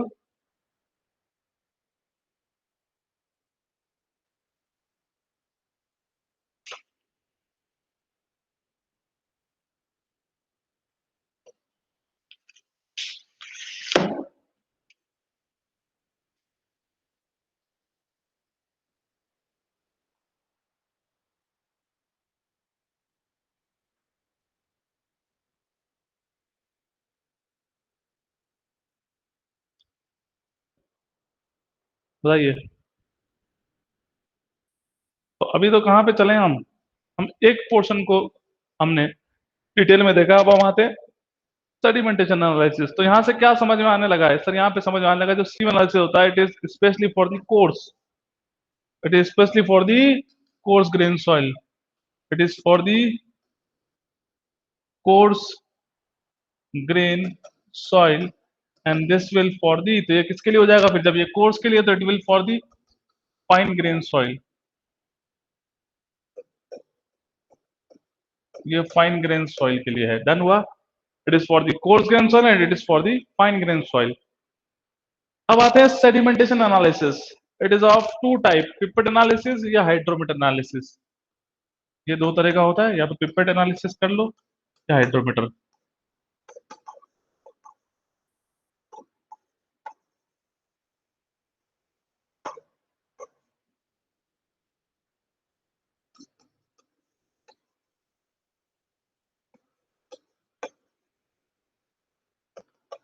या तो पिपेट कर लो या हाइड्रोमीटर्स कर लो। दो डिवाइसेस होती हैं जिन डिवाइसेस के थ्रू, या दो एक्सपेरिमेंट्स हैं जिनके थ्रू हम क्या करते हैं, इसको एनालिसिस करते हैं। Either we are performing the pipette analysis और we are go through the hydrometer analysis. ठीक है, नोट करिएगा सभी। नोट करने के बाद में डन करिएगा, फिर स्टार्ट करते हैं नेक्स्ट।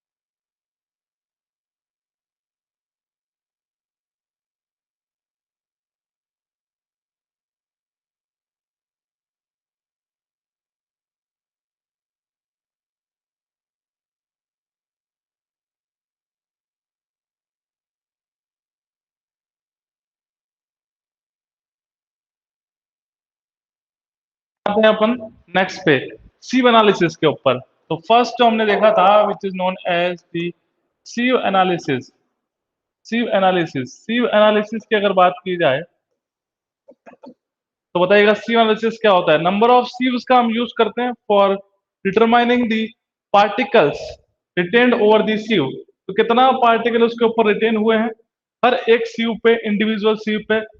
तो परसेंटेज फाइननेस भी निकाल लिया जाता है यहाँ से। परसेंटेज फाइननेस आपको एक क्वेश्चन मैंने कराया था, अगर आपको याद हो तो, है ना, वो गेट वाला क्वेश्चन कराया जिसके ना 100 minus cumulative percentage weight retain on each sieve. ठीक है, percentage cumulative weight retain on each sieve, तो 100 माइनस कर दिया था तो यहाँ से निकल के आ गया था परसेंटेज फाइननेस। तो उसके लिए भी हम सी एनालिसिस का यूज किया जाता है।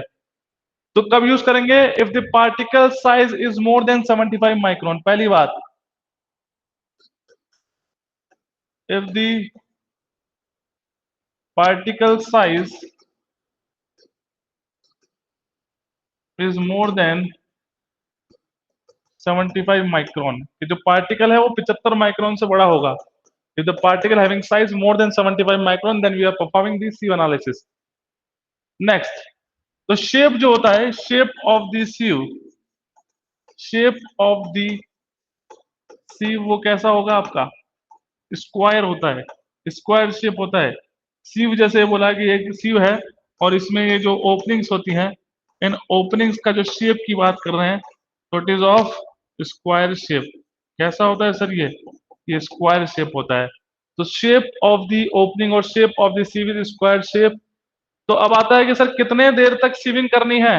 It will depend over the method which we will adopted. Either we are using the hand shaking और we are using the sieve shakers. ठीक है, तो bye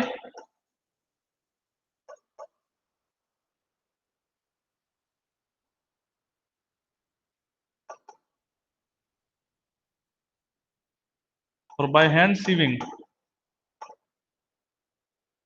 it will take 15 minutes और by sieve shaker it will take 10 minutes।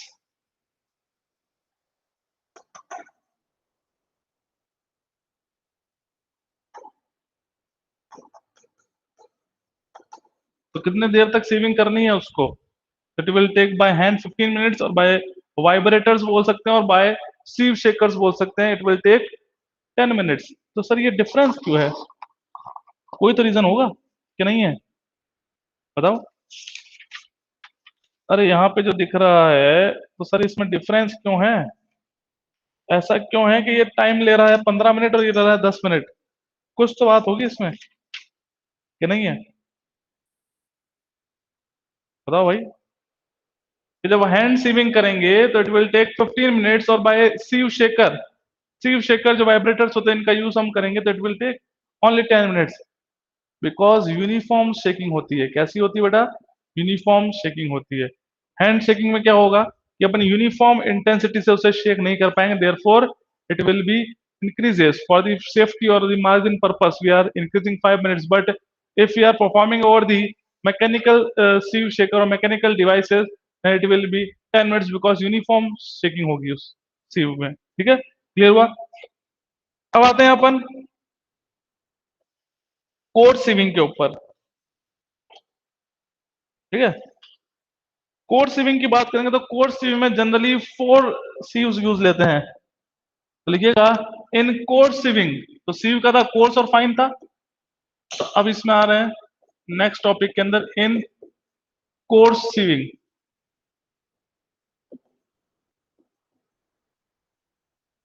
Course sieving के अंदर 4 sieves लेते हैं 80, 20, 10 और 4.75। ठीक है, तो in coarse sieving 4 number of sieves are used. कौन कौन सी? 80, 40, 10 and 4.75 mm. These are the 4 sieves. Only 4 number of sieves are used in code sieve analysis. कौन सी? केवल 4 नंबर ऑफ sieves को यूज किया जाता है इन कोड sieve analysis। इस बात का ध्यान रखिएगा।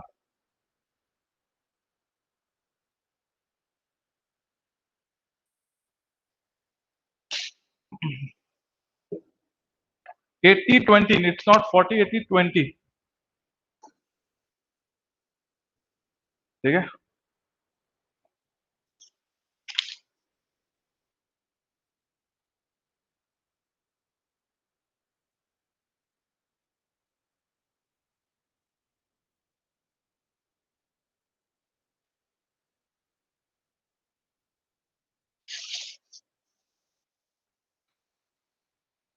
तो सर अगर इसी तरह हम बात करें सर फाइन सीविंग की, तो उसमें क्या होगा? फाइन सीविंग तो जब करते हैं जब हमारे पास जो परसेंटेज पासिंग होता है इट इज मोर देन 50% और the percent retain is less than 50% और the 4.75 then we are performing the coarse sieving. Coarse लेके फिर हम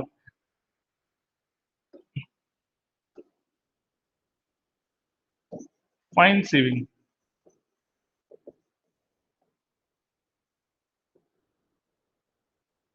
फाइन सीविंग की बात करेंगे तो फाइन सीविंग में आप देखिएगा कि क्या है, इसमें एक कंडीशन थी कि fine sieving is also of two type, कि दो तरह की थी, एक तो थी हमारी ड्राई सीविंग और एक वेट सीविंग। जब अगर हमारे सॉइल सैंपल के अंदर फाइन पार्टिकल्स प्रेजेंट होंगे then at that particular condition we are performing the wet sieving. तो वेट सीविंग में क्या होता है, उस सॉइल सैंपल में वाटर को फ्लो करा के क्ले कंटेंट को रिमूव कर देते हैं, क्योंकि कोर्स पार्टिकल है ना भाई, 4.75 मतलब कोर्स सीविंग होती है। और सेडिमेंटेशन एनालिसिस जो होता है वो फाइन पार्टिकल के लिए होता है। तो इसके अंदर फाइनर पार्टिकल तो मतलब कौन से पार्टिकल होंगे सर, उस कोर्स पार्टिकल के अंदर कुछ क्ले कंटेंट होगा, तो उस क्ले कंटेंट को रिमूव करने के लिए हम पहले वॉशिंग करते हैं ताकि उसमें से क्ले कंटेंट निकल जाए, because we are performing over the coarse sieve और we are performing over the coarse soil. ठीक है, कोर्स सॉइल के लिए हम परफॉर्म करें इसलिए। तो फाइन सीविंग के अंदर हम क्या करेंगे, इस बात का ध्यान रखिएगा कि in fine sieving if the fineness is more than we will performing the wet sieve analysis, और जिसके अंदर हम वॉश आउट कर देंगे क्ले कंटेंट को। और इसमें जो नंबर ऑफ सीव्स लेते हैं इट विल ऑफ 6। कितनी होती है? 6। तो 2 mm 1 mm 600 माइक्रोन लिखेगा। 2 mm होती है, 1 mm होती है, 600 माइक्रोन होती है, 425 माइक्रोन होती है, 150 माइक्रोन होती है और 75 माइक्रोन की सीव होती है। तो these sieves are generally used in, तो लास्ट सीव कौन सी है सर? 75 माइक्रोन। तो ये बात समझ में आ गई कि 75 माइक्रोन तक ही हम कहा जाता है। ठीक है, कब से? 4.75 के 75 माइक्रोन तक के पार्टिकल को हम क्या कहते हैं कि सर ये कोर्स पार्टिकल है। उससे बड़े पार्टिकल पर लास्ट बेंचमार्क क्या है? 75। तो 75 माइक्रोन तक की लास्ट सीव को हम यूज करते हैं। जैसे इसके बाद सीव यूज करेंगे तो वो किस में चला जाएगा सर? तो फाइन सीव एनालिसिस में चल जाएगा। और हम कर क्या पढ़ रहे हैं सर? हम तो कोर्सिव एनालिसिस पढ़ रहे हैं। किसके बारे में बात कर रहे हैं? हम कोर्सिव एनालिसिस के बारे में बात कर रहे हैं।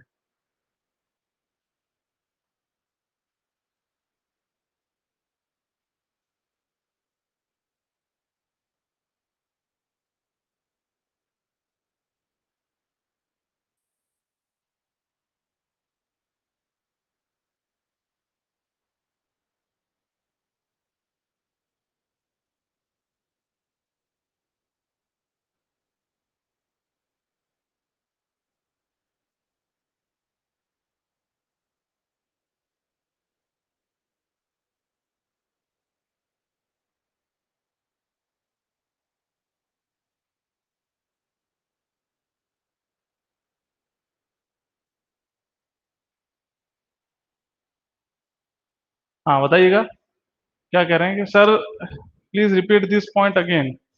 ये पॉइंट ये कहना चाह रहा है कि सर फाइन सीविंग के अंदर हम इस 6 सेट ऑफ सीव्स का यूज करते हैं। 2 mm 1 mm 600 micron 425 micron and 150 और 75 माइक्रोन के सीव का यूज करते हैं। बट ये जो फाइन सीविंग होती है सर ये टू टाइप्स की होती है, एक तो होती है ड्राई और एक वेट। जब फाइननेस कम होगी मतलब फाइन पार्टिकल इसमें कम है तो डायरेक्टली हम ड्राई सीविंग कर देंगे। और वेट जब वाटर ऐड करेंगे, और वाटर ऐड करने से क्या होता है सर? वाटर ऐड जब करेंगे तो fine particle are wash away from the soil sample. जब हम वाटर ऐड करेंगे तो फाइन पार्टिकल वॉश अवे हो जाएंगे और केवल क्या बचेंगे? Coarse particle, because we are performing a sieve analysis और sieve analysis is performing over the coarse grain soil. But जब सेकेंडरी देखा था हमने sedimentation analysis, it is for the fine grain soil. तो अभी हम क्या पढ़ रहे हैं, हम सीव एनालिसिस पढ़ रहे हैं। It is basically for the coarse grain soil.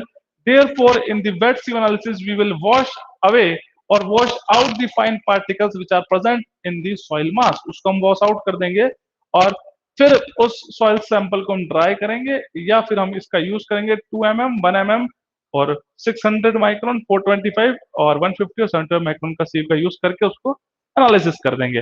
This is known as the fine sieving. तो फाइन सीविंग के अंदर 6 है ना, और कई बुक्स के अंदर 212 माइक्रोन भी दे रखा है, कई बुक्स के अंदर 212 माइक्रोन भी यहाँ पे दे रखा है आपको, 212 या 225 के समथिंग ऐसा कुछ है वैल्यू। तो कई में बोलते हैं कि 6, लेकिन स्टैंडर्ड बुक्स के अंदर यही आपकी सीव लिखी हुई है, इन सीव्स का यूज करा जाता है। क्लियर हुआ?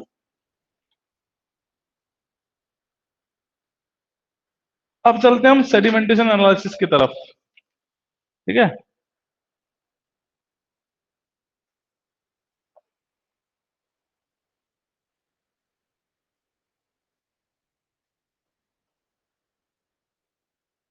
चलिए।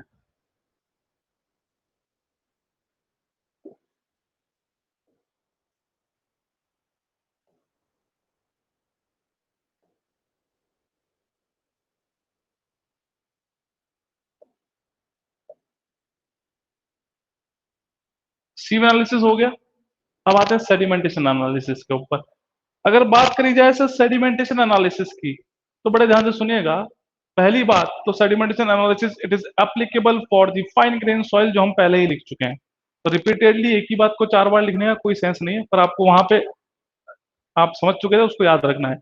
अब आते हैं कि सर ये जो सेडिमेंटेशन एनालिसिस है कब यूज करेंगे, if the particle having size less than 75 micron, या फिर मोर देन या less than 70, less than 50% particles are retain over the 4.75 mm micron sieve. Clear हुआ? तो ये हम डिस्कस पहले भी कर चुके थे, तो वो भी आगे लिखने की जरूरत नहीं, बताओ तो चाहो तो लिख देते हैं कि क्या कहना चाह रहे हैं कि सेडिमेंटेशन एनालिसिस कब यूज करेंगे, जब 75 माइक्रोन के ऊपर 50% से कम पार्टिकल रिटेन होंगे, then we are proceeding toward the sedimentation analysis. और it is basically for the fine grain soil. ये फाइन ग्रेन सॉइल के लिए होता है। तो चाहो तो लिख देते हैं, it is performing,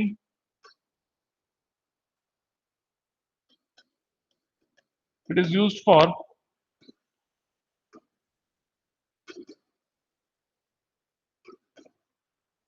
for fine grain soil. Second बात यहाँ पे ज्यादा ध्यान से सुनेगा, it is use for fine grain soil. ये तो पहला पॉइंट हो गया। दूसरा पॉइंट की अगर बात करें, और उसमें क्या कहेंगे कि इफ दी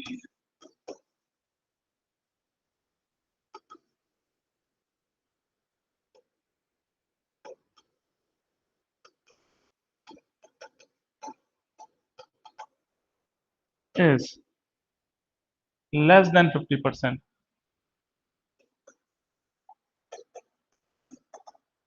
कब परफॉर्म करते हैं इसको, if the particle retain over the 75 micron sieve is less than 50%, 50% से कम पार्टिकल रुकते हैं उस 75 माइक्रोन की सीव पे, then we are performing the sedimentation analysis. ठीक है, if the particle retain over 75 micron sieve is less than 50%, फिर it is based upon the stoke slope, it is based upon the Stokes law। Stokes law पर आधारित होता है, it is based upon the Stokes law. अब ये stocks लो क्या है ये समझना पड़ेगा हमें। भाई स्टॉक्स लो कहीं और भी पढ़ी होगी कि नहीं पढ़ी है, एनवायरमेंट में पढ़ी है स्टॉक्स लो सेडिमेंटेशन के अंदर कि नहीं पढ़ी, बताओ। तो स्टॉक्स लो की बारी आएगी, तो पहले इतना नोट करिएगा, फिर अपन देखते हैं आगे।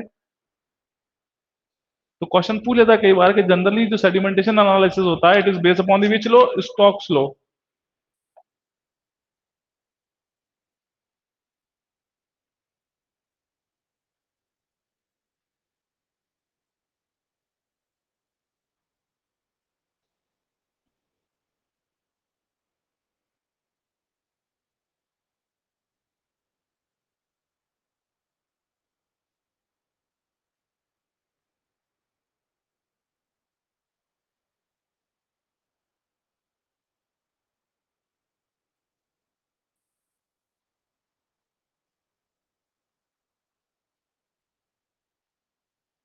अरे स्टोक्स लॉ क्या कहती है, पढ़ा है किसी ने?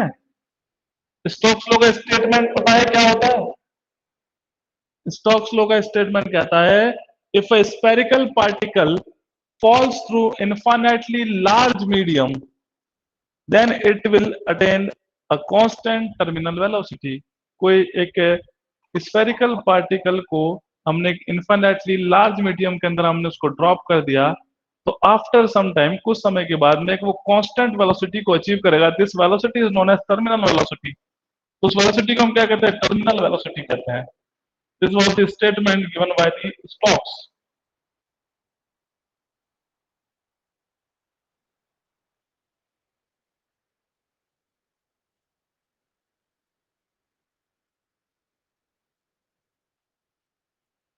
क्या हुआ? सो गए कि क्या हो गया? सो तो नहीं गए?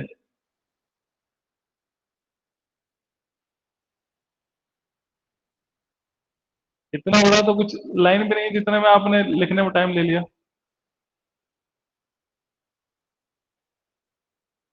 हम्म।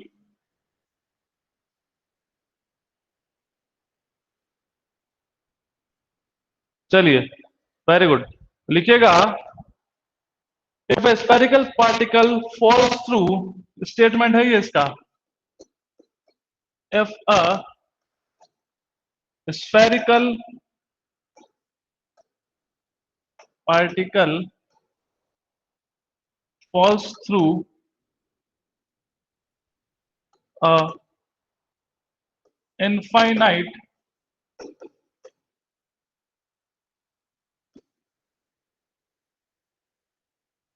लार्ज मीडियम, एक स्फेरिकल पार्टिकल को हमने एक इन्फिनेटली लार्ज मीडियम में हमने उसको ड्रॉप किया, तो after a certain time it will attend और achieve a constant velocity. Constant भाई, पहले तो वो तेजी से भाग, जैसे हमने एक कंटेनर ले लिया, इन्फिनेटली लार्ज मीडियम है, इसके अंदर वाटर है, यहाँ पे अपने एक स्फीयर को आपने क्या किया? ड्रॉप किया।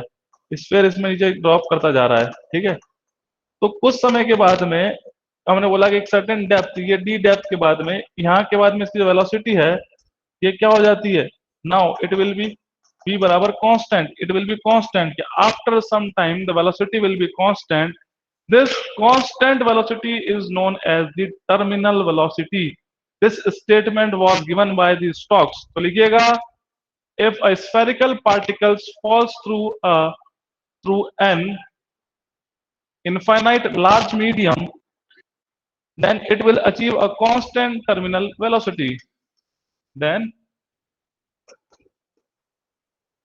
it will achieve a constant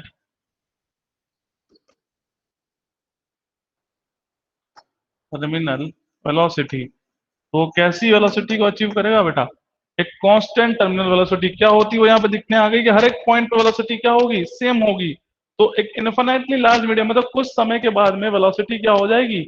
it will B same. और अगर सेम हो गई तो उसी को बोलते हैं कांस्टेंट टर्मिनल वेलोसिटी अचीव करेगा। This statement was given bye Stokes law. अब आते हैं लिमिटेशंस क्या थी स्टोक्स लॉ की, पता है किसी को? अरे पता है कि किसी को कि नहीं पता?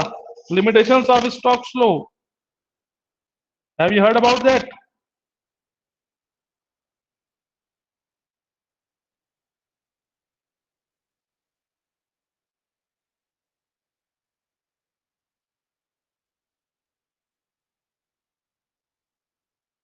डन तो हो गया, रजत एंड सेजल, है ना? बट मैं क्या क्वेश्चन पूछ रहा हूँ वो आप बताइएगा। लिमिटेशंस ऑफ स्टोक्स लॉ पता है कि नहीं पता है?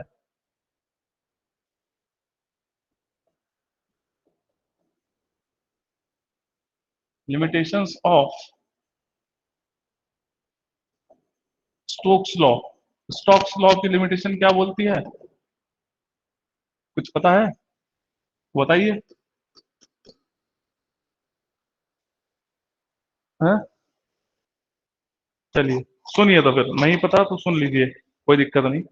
भाई स्टोक्स लॉ क्या कहती है? स्टोक्स लॉ ये कहती है कि स्टोक्स ने माना था कि जो पार्टिकल का शेप है वो परफेक्टली स्फेरिकल है, बट एक्चुअल में जो क्ले पार्टिकल्स होते हैं, they are not spherical, they are flaky.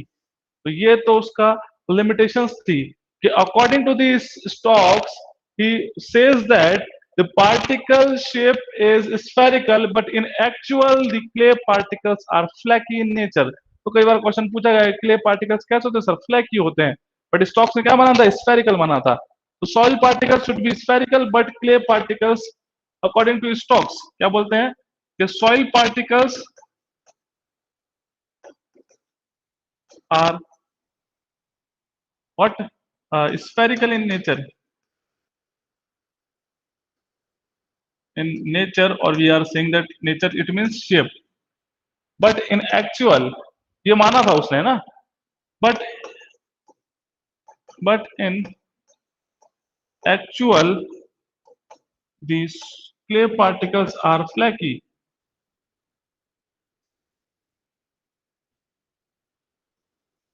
The clay particles are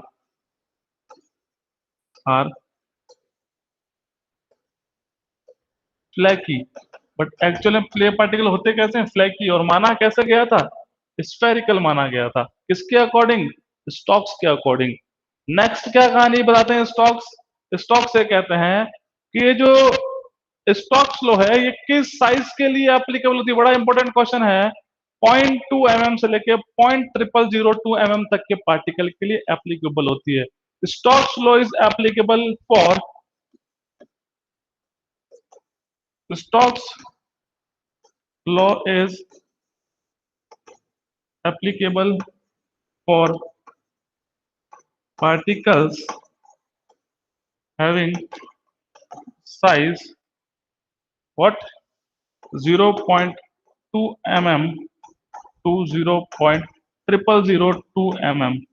तो कितने साइज ऑफ पार्टिकल तक के लिए वैलिड होती है स्टॉक्स लो, कई बार क्वेश्चन पूछा गया है। It is applicable for 0.2 mm से 0.0002 mm तक के पार्टिकल के लिए स्टॉक्स लो एप्लीकेबल होती है। अब बात ये आती है दिमाग में, एक क्वेश्चन मार्क के दिमाग में आता है कि सर अगर इससे छोटा पार्टिकल हुआ तो, किससे 0.0002 mm से स्मॉलर पार्टिकल हुआ तब क्या होगा, और if the particle having size more than 0.2 mm तब क्या होगा। क्या रीजन होगा कि ये एक रेंज बना दी इन्होंने और रेंज वो है 0.2 से 0.0002 mm। अगर पार्टिकल, बड़े ध्यान से याद रखिएगा, कौन आ रहा है कौन जा रहा है, रजत है, कहाँ चले जाते हो भाई, ठीक है कोई बात नहीं। अब सुनो क्या कहना चाह रहे हैं कि जो 0.2 mm है और 0.0002 mm है यही रेंज क्यों रखी, बिकॉज अगर पार्टिकल की साइज 0.2 mm से बड़ी हो जाती है तो टर्बुलेंट मोशन होगा, टर्बुलेंट मोशन होगा तो टर्मिनल वेलोसिटी अचीव नहीं होगी। टर्मिनल वेलोसिटी क्या है सर, टर्मिनल वेलोसिटी का मतलब होता है कांस्टेंट वेलोसिटी वो अचीव नहीं होगा। अगर जब तक रैंडम मोशन होता रहेगा तो टर्मिनल वेलोसिटी अचीव नहीं हो पाएगा। तो एक साइज निकल के आएगी, if the particle having size more than 0.2 mm then the turbulent motion will achieve and the terminal velocity cannot be achieved। तो टर्मिनल वेलोसिटी कभी अचीव ही नहीं होगी अगर पार्टिकल 0.2 m से बड़ा है तो। चलो सर ये तो बड़े की बात हो गई, अब छोटे के लिए बता दीजिए। 0.0002 m से अगर स्मॉलर पार्टिकल है तभी भी एप्लीकेबल नहीं है, क्यों सर, उसका रीजन क्या है, उसका रीजन ये है कि अगर इससे छोटा पार्टिकल है तो ब्राउनियन मोशन होगा। अब ये सर ये क्या हो गया, टर्बुलेंट तो सुना ब्राउनियन नहीं सुना, मतलब पार्टिकल इतना लाइटर हो जाएगा कि वो सस्पेंडेड फॉर्म के अंदर ही रहेगा, तो टर्मिनल वेलोसिटी कभी अचीव नहीं हो पाएगी। अरे या तो ज्यादा पार्टिकल बड़ा हो गया तो टर्बुलेंस क्रिएट करेगा तो terminal velocity constant velocity achieve नहीं होगी, और अगर पार्टिकल इस साइज से छोटा हो गया तो वो इतना लाइटर हो जाएगा कि सस्पेंडेड फॉर्म में रहेगा तो भी टर्मिनल वेलोसिटी अचीव नहीं होगी। तो ब्राउनियन मोशन होगा, इसमें टर्बुलेंट मोशन होगा। ठीक है, तो चाहो तो लिख सकते हो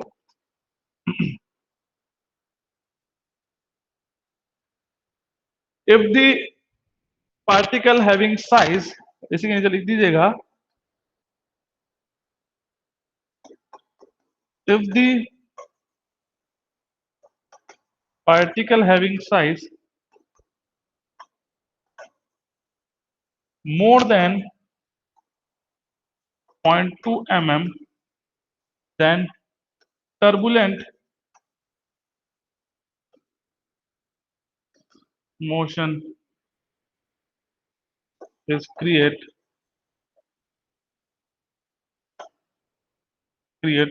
therefore terminal velocity cannot achieved।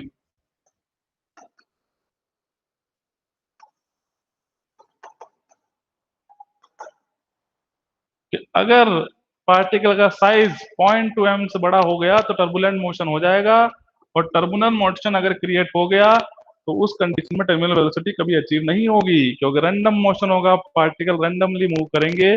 और सेकंड जो बात है वो मैं लिखवाता हूं आपको, लिखिएगा कि if the particle having size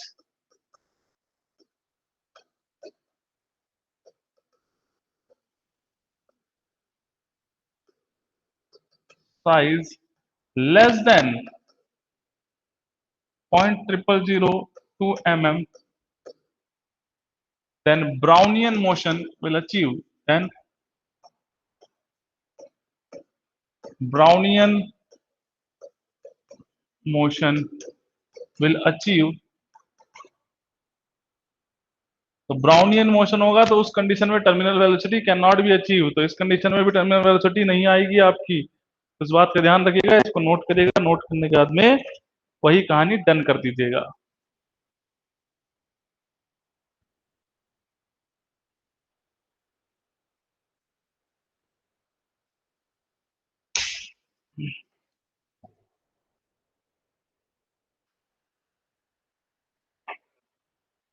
question भी करेंगे इस पे। अभी तो हम क्या देख रहे हैं, स्टेटमेंट देखा है, फिर हमने इसका लिमिटेशंस देखा है। अब लिमिटेशंस एक और बचा है, उस लिमिटेशंस के बाद we are go through the formula and then we are।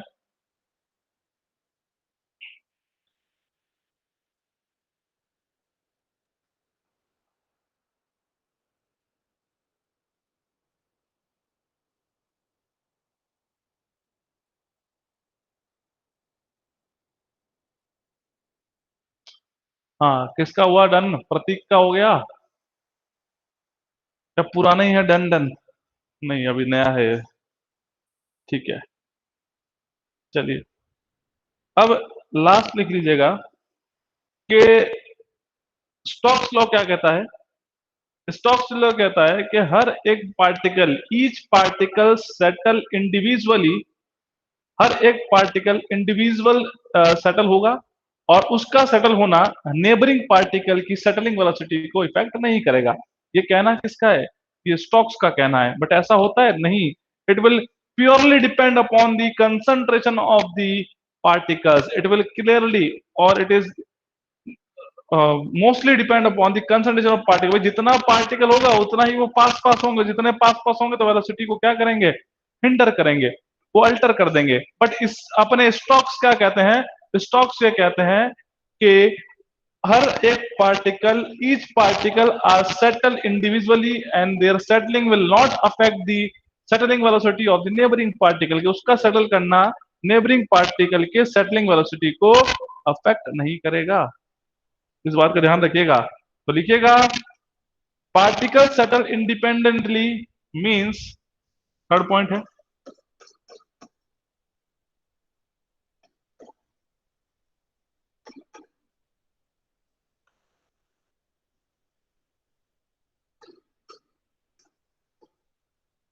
means neighboring particle does not have effect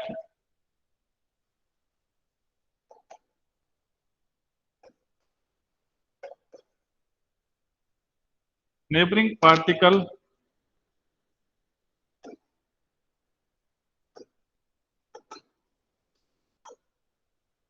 effect over the settling velocity of other particle।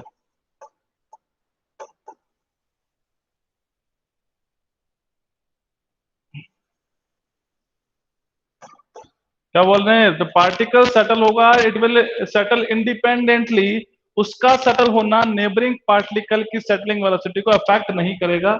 ये थर्ड पॉइंट था स्टोक्स का। तो यहाँ क्या लिखा है? The particle settle independently means neighbouring particle does not effect over the settling velocity of other particle. जो neighbouring particle है उसको सेटलिंग वेलोसिटी का कोई इफेक्ट नहीं पड़ेगा, ऐसा उनका कहना था। बट ऐसा होता है क्या सर? नहीं, बिल्कुल नहीं होता। ये तो लिमिटेशन है ना भाई, ऐसा तो बिल्कुल नहीं होता। Because it is purely depending upon the which property? Concentration. भाई जितने ज्यादा पार्टिकल होंगे अरे जितने ज्यादा पार्टिकल होंगे उतनी ही ज्यादा क्या होगी, उतनी ही ज्यादा आपकी वेलोसिटीज होंगी। हर एक पार्टिकल सेटल करेगा तो पार्टिकल नियर बाय होंगे, नियर बाय होंगे तो ऑब्वियस सी बात है कि वो सेटलिंग वेलोसिटी को हिंडर करेंगे, सेटलिंग वेलोसिटी को इफेक्ट करेंगे। डन। और कोई बात बता दो, कोई डाउट हो, कोई दिक्कत हो, कोई परेशानी हो तो बताओ। ये तो स्टॉक्स ने कहा था, ये तीन लिमिटेशंस थी जो कि हमने तीनों की तीनों देख ली। अब हमारे आते हैं नेक्स्ट पॉइंट पे, और नेक्स्ट जो पॉइंट है वो हमारा फॉर्मूला होता है। उस फॉर्मूले पे आते हैं।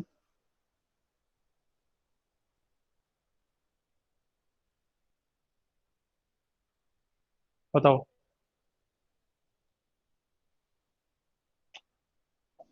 We S equals to gamma S minus gamma L D square upon में 18 म्यू। ये रहा एक सिंपल सा फॉर्मूला है, ये पढ़ भी रखा होगा कई बार आपने, सेटलिंग वेलोसिटी का।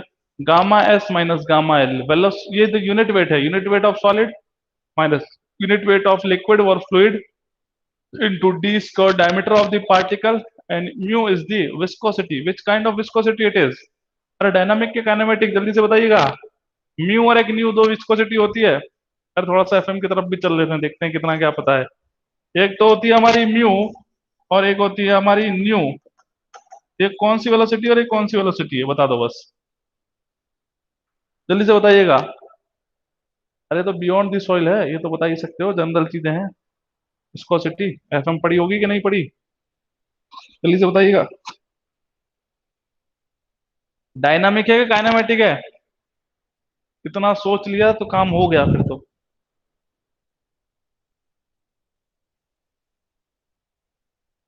वेरी गुड, किसने बताया? श्रेया ने बताया। डायनामिक विस्कोसिटी बिल्कुल सही है, और न्यू जो होती है वो काइनेमेटिक विस्कोसिटी होती है। दोनों में रिलेशन क्या होता है? म्यू बाय रॉ का होता है। ठीक है, ये डायनामिक विस्कोसिटी है, ये काइनेमेटिक विस्कोसिटी होती है। और relationship nu is to mu by rho, ये रिलेशनशिप होता है। डायनामिक की कितनी होती है? पॉइस यूनिट होती है। काइनेमेटिक की क्या होती है? स्टॉक्स होती है। याद आ गया?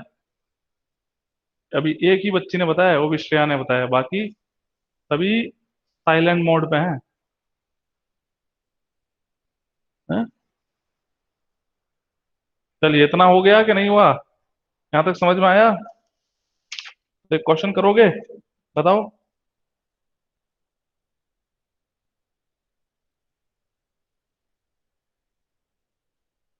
एक और फॉर्मूला भी होता है इसका, G-1 gamma W D square by 18 mu. अगर जिसने वो पढ़ा है वो भी सही है। एक क्वेश्चन मार्क कई सारे आते हैं दिमाग में कि सर ये ऐसा तो पढ़ा ही नहीं हमने, तो G-1 gamma W D square by 18 mu पढ़ा है, तो वो भी सही है, वो भी गलत नहीं है। वो कैसे सही है? वो यहाँ पे जी क्या होता है? गामा एस बाय, तो स्पेसिफिक ग्रेविटी पड़ी थी ना, gamma S by gamma W होता है, तो क्या कर देना है, गामा एस की जगह एक जी गामा डब्ल्यू पुट कर दो गामा एस की जगह। तो ऑब्वियस सी बात है, यहाँ से क्या आ जाएगा आपका, क्या आ जाएगा, जल्दी से बताओ। गामा डब्ल्यू कॉमन, लिक्विड मतलब वाटर, तो गामा डब्ल्यू कॉमन, तो G-1 हो जाएगा। याद आया फॉर्मूला? क्या लिखूं इसको? क्या कर लिख सकते हैं? G-1 gamma W D square by 18 mu. ये भी होता है अपना Vs, सेटलिंग वेलोसिटी का formula. This is also the formula for determining the settling velocity of a particle. अब बताओ, कोई समस्या, कोई दिक्कत हो तो जल्दी से, या फिर करें फिर एक क्वेश्चन दें आपको, पुट करके देख लीजिएगा वहां पे। जी क्या होता है? स्पेसिफिक ग्रेविटी गामा एस, और ये कौन सी स्पेसिफिक ग्रेविटी है? अरे बताइए जल्दी से, जी कौन सी स्पेसिफिक ग्रेविटी है? कुछ नहीं बोलना है। अरे कुछ पता है कि नहीं पता है?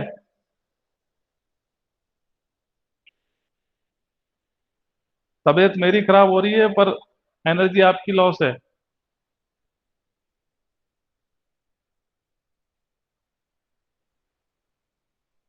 चलिए कोई बात नहीं, कुछ पता है ना पता है ये लिख लिया, नोट कर लिया, क्वेश्चन करना है तो बताओ।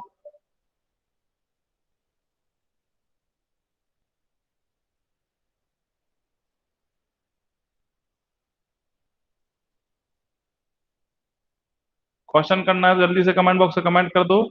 एक क्वेश्चन लिखवाते हैं तो सारे के सारे ये जो कंसेप्ट है ना, ये दिमाग के, वो सारे खुल जाएंगे एक बार में। देखते हैं कौन कितना स्ट्रांग है, अडेप्टेबिलिटी किसकी ज्यादा अच्छी है, कितना आपने यहाँ से अडॉप्ट किया है अभी जितना मैंने पढ़ा है इसमें से।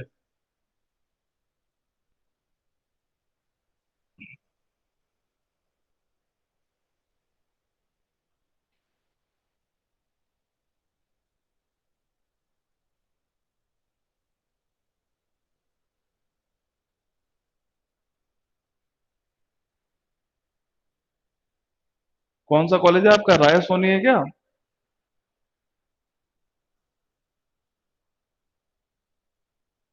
हम्म। वाईसीसी कौन सा कॉलेज हो? नागपुर। ऋषिकेश क्या कह रहे हैं? राय सोनी है। तो राय सोनी वालों ऐसे कैसे ढीले हो आप इतना है, एक्टिव बनो। चलिए करें क्वेश्चन, जल्दी से बताओ पास।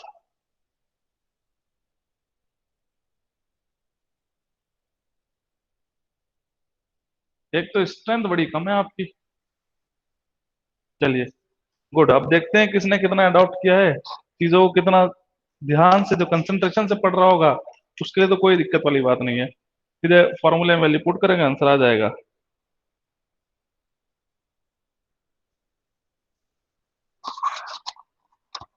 ठीक है, एक दो चीज मैं आपको बता दूंगा और थोड़ा हिंट दे दूंगा ताकि आसान हो जाएगी चीजें।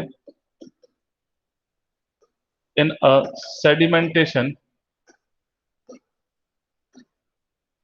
Analysis 73 gram of soil passing 75 micron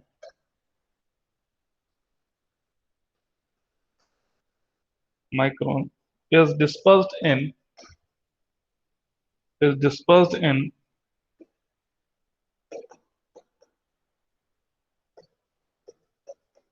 1000 ml of water.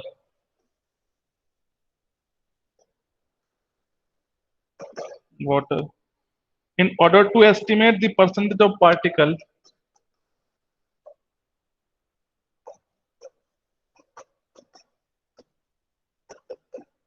the percentage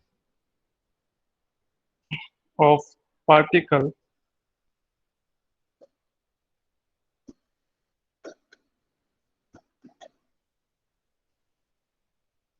size less than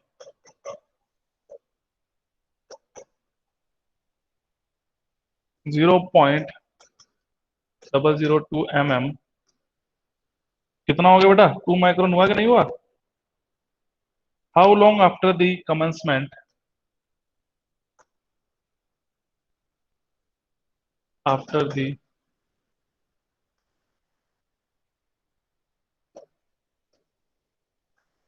how long after the commencement of sedimentation of, अरे एक लास्ट ही क्वेश्चन है, मेरी भी हिम्मत नहीं है, थोड़ा सा फीवर सा लग रहा है इसलिए एक क्वेश्चन कर लो बस। Is the pipette rating to be taken?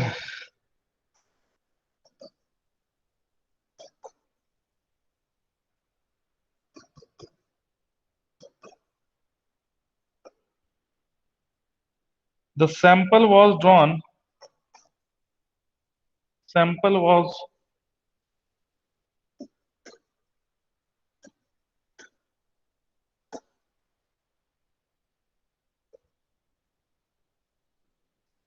165 mm below the surface of suspension in jar, below the surface of suspension in jar. The specific gravity of soil grain is, specific of soil grain is 2.72 and viscosity of water is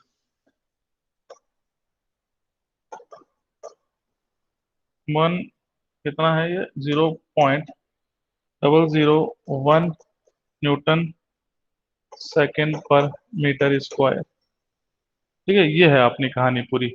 अब बात क्या आती है, बात यहाँ पे ये आती है कि सर यहाँ पे कुछ और ही पूछा है, क्योंकि यहाँ पे पिपेट की रीडिंग पूछी, मतलब पिपेट एनालिसिस की बात कर रहा है।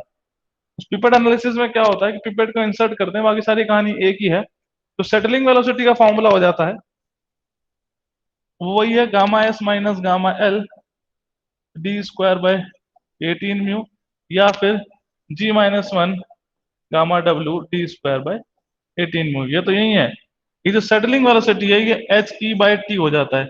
Effective height with respect to time, कि कितने टाइम के बाद में हमने इफेक्टिव हाइट, कितनी डेप्थ रीडिंग ली है।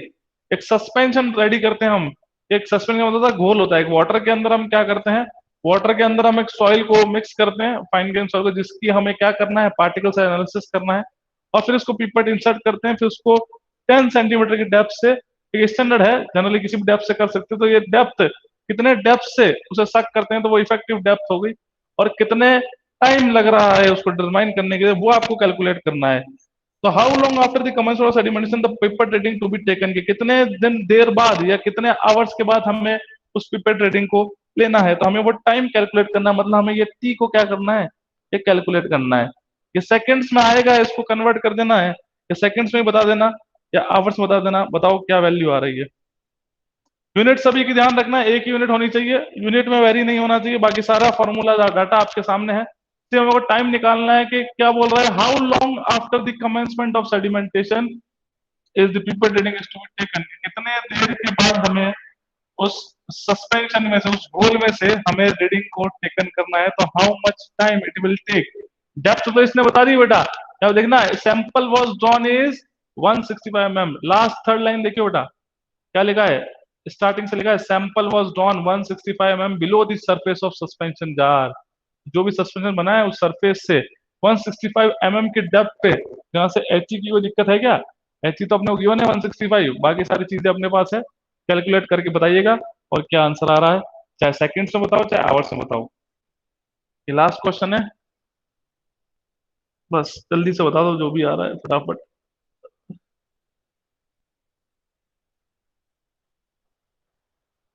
पूरा मैंने आपको बता दिया कि क्या इसका बैकग्राउंड है।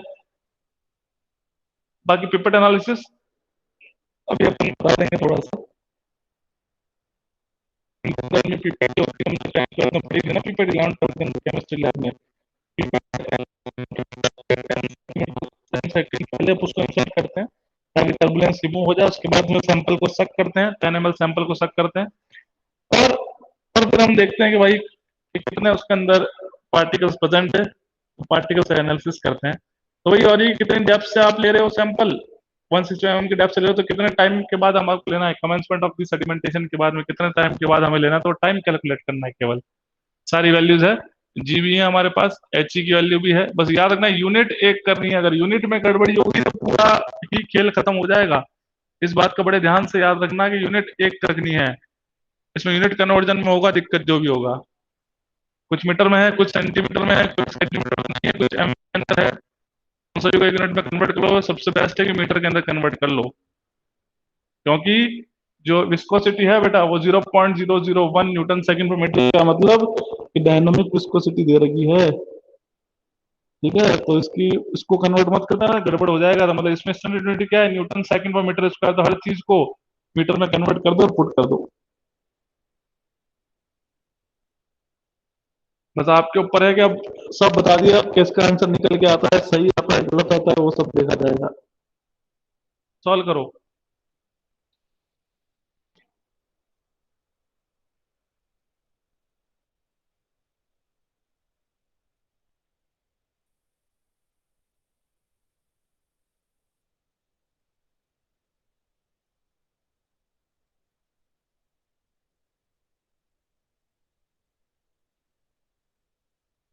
श्रेया, रजत, प्रतीक, आरुष, सेजल, क्या हो गया,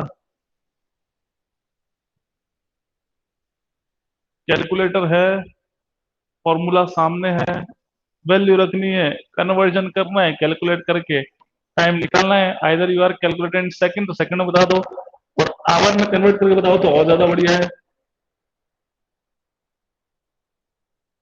यूनिट का ध्यान रखना, बस स्टार्टिंग से बोल रहा हूँ और अभी तक यही बोल रहा हूँ, यूनिट का ध्यान रखना, अगर यूनिट गलत है तो आंसर मैच नहीं होगा। और ये तो आपको ही पता होगा भाई कि अगर यूनिट गलत होगा तो आंसर मैच कैसे होगा, आंसर तो आएगा और वो मैच नहीं होगा। पिपेट एनालिसिस पे सेडिमेंटेशन के अंदर दो थे ना, पिपेट और एक हाइड्रोमीटर, तो पिपेट एनालिसिस पे क्वेश्चन है ये।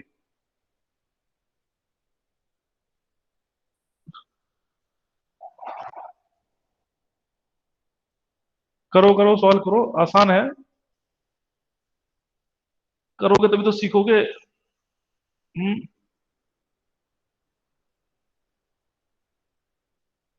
कितना टाइम हो गया आपका? क्लास का टाइम हो गया क्या? और 4 मिनट बचे हैं, जल्दी कर दो सॉल्व फटाफट से।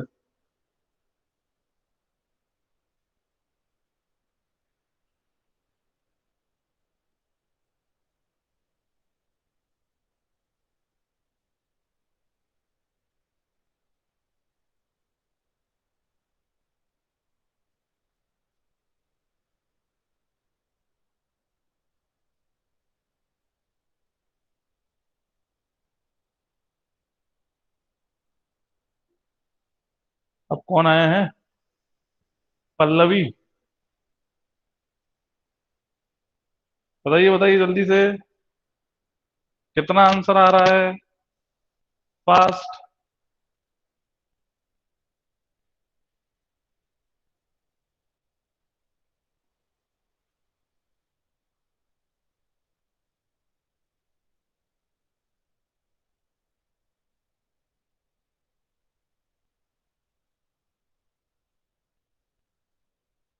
सॉल्व कर रहे हो कि नहीं कर रहे हो?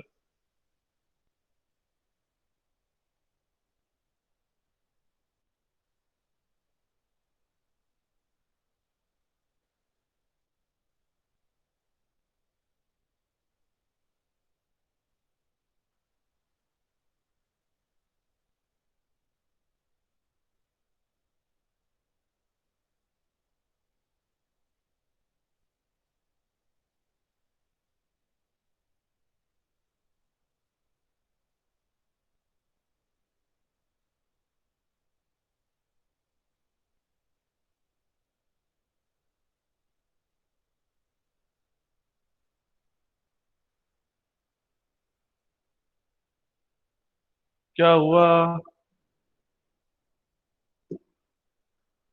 चलो मैं बता देता हूँ आंसर कितना आ रहा है, ट्राई करते रहिएगा, टाइम हो चुका है अपना ओवर। ठीक है, तो ये आ रहा है आपका 12.22 आवर्स, सेकंड में आएगा उसको कन्वर्ट कर दीजिएगा, the answer will be 12.22 hours.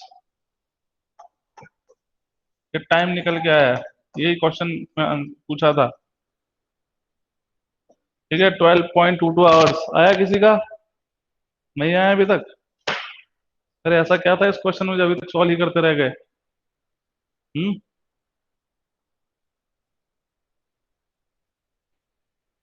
ऐसा क्या था इस क्वेश्चन में जो अभी तक सॉल्व ही करते रह गए? गुड।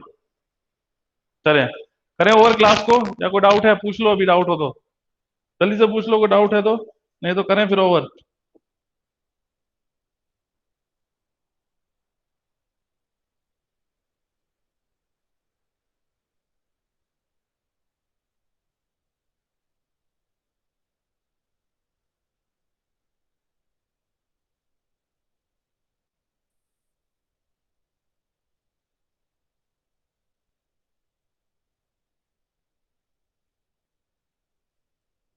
चलिए, okay, good bye and good night to all of you.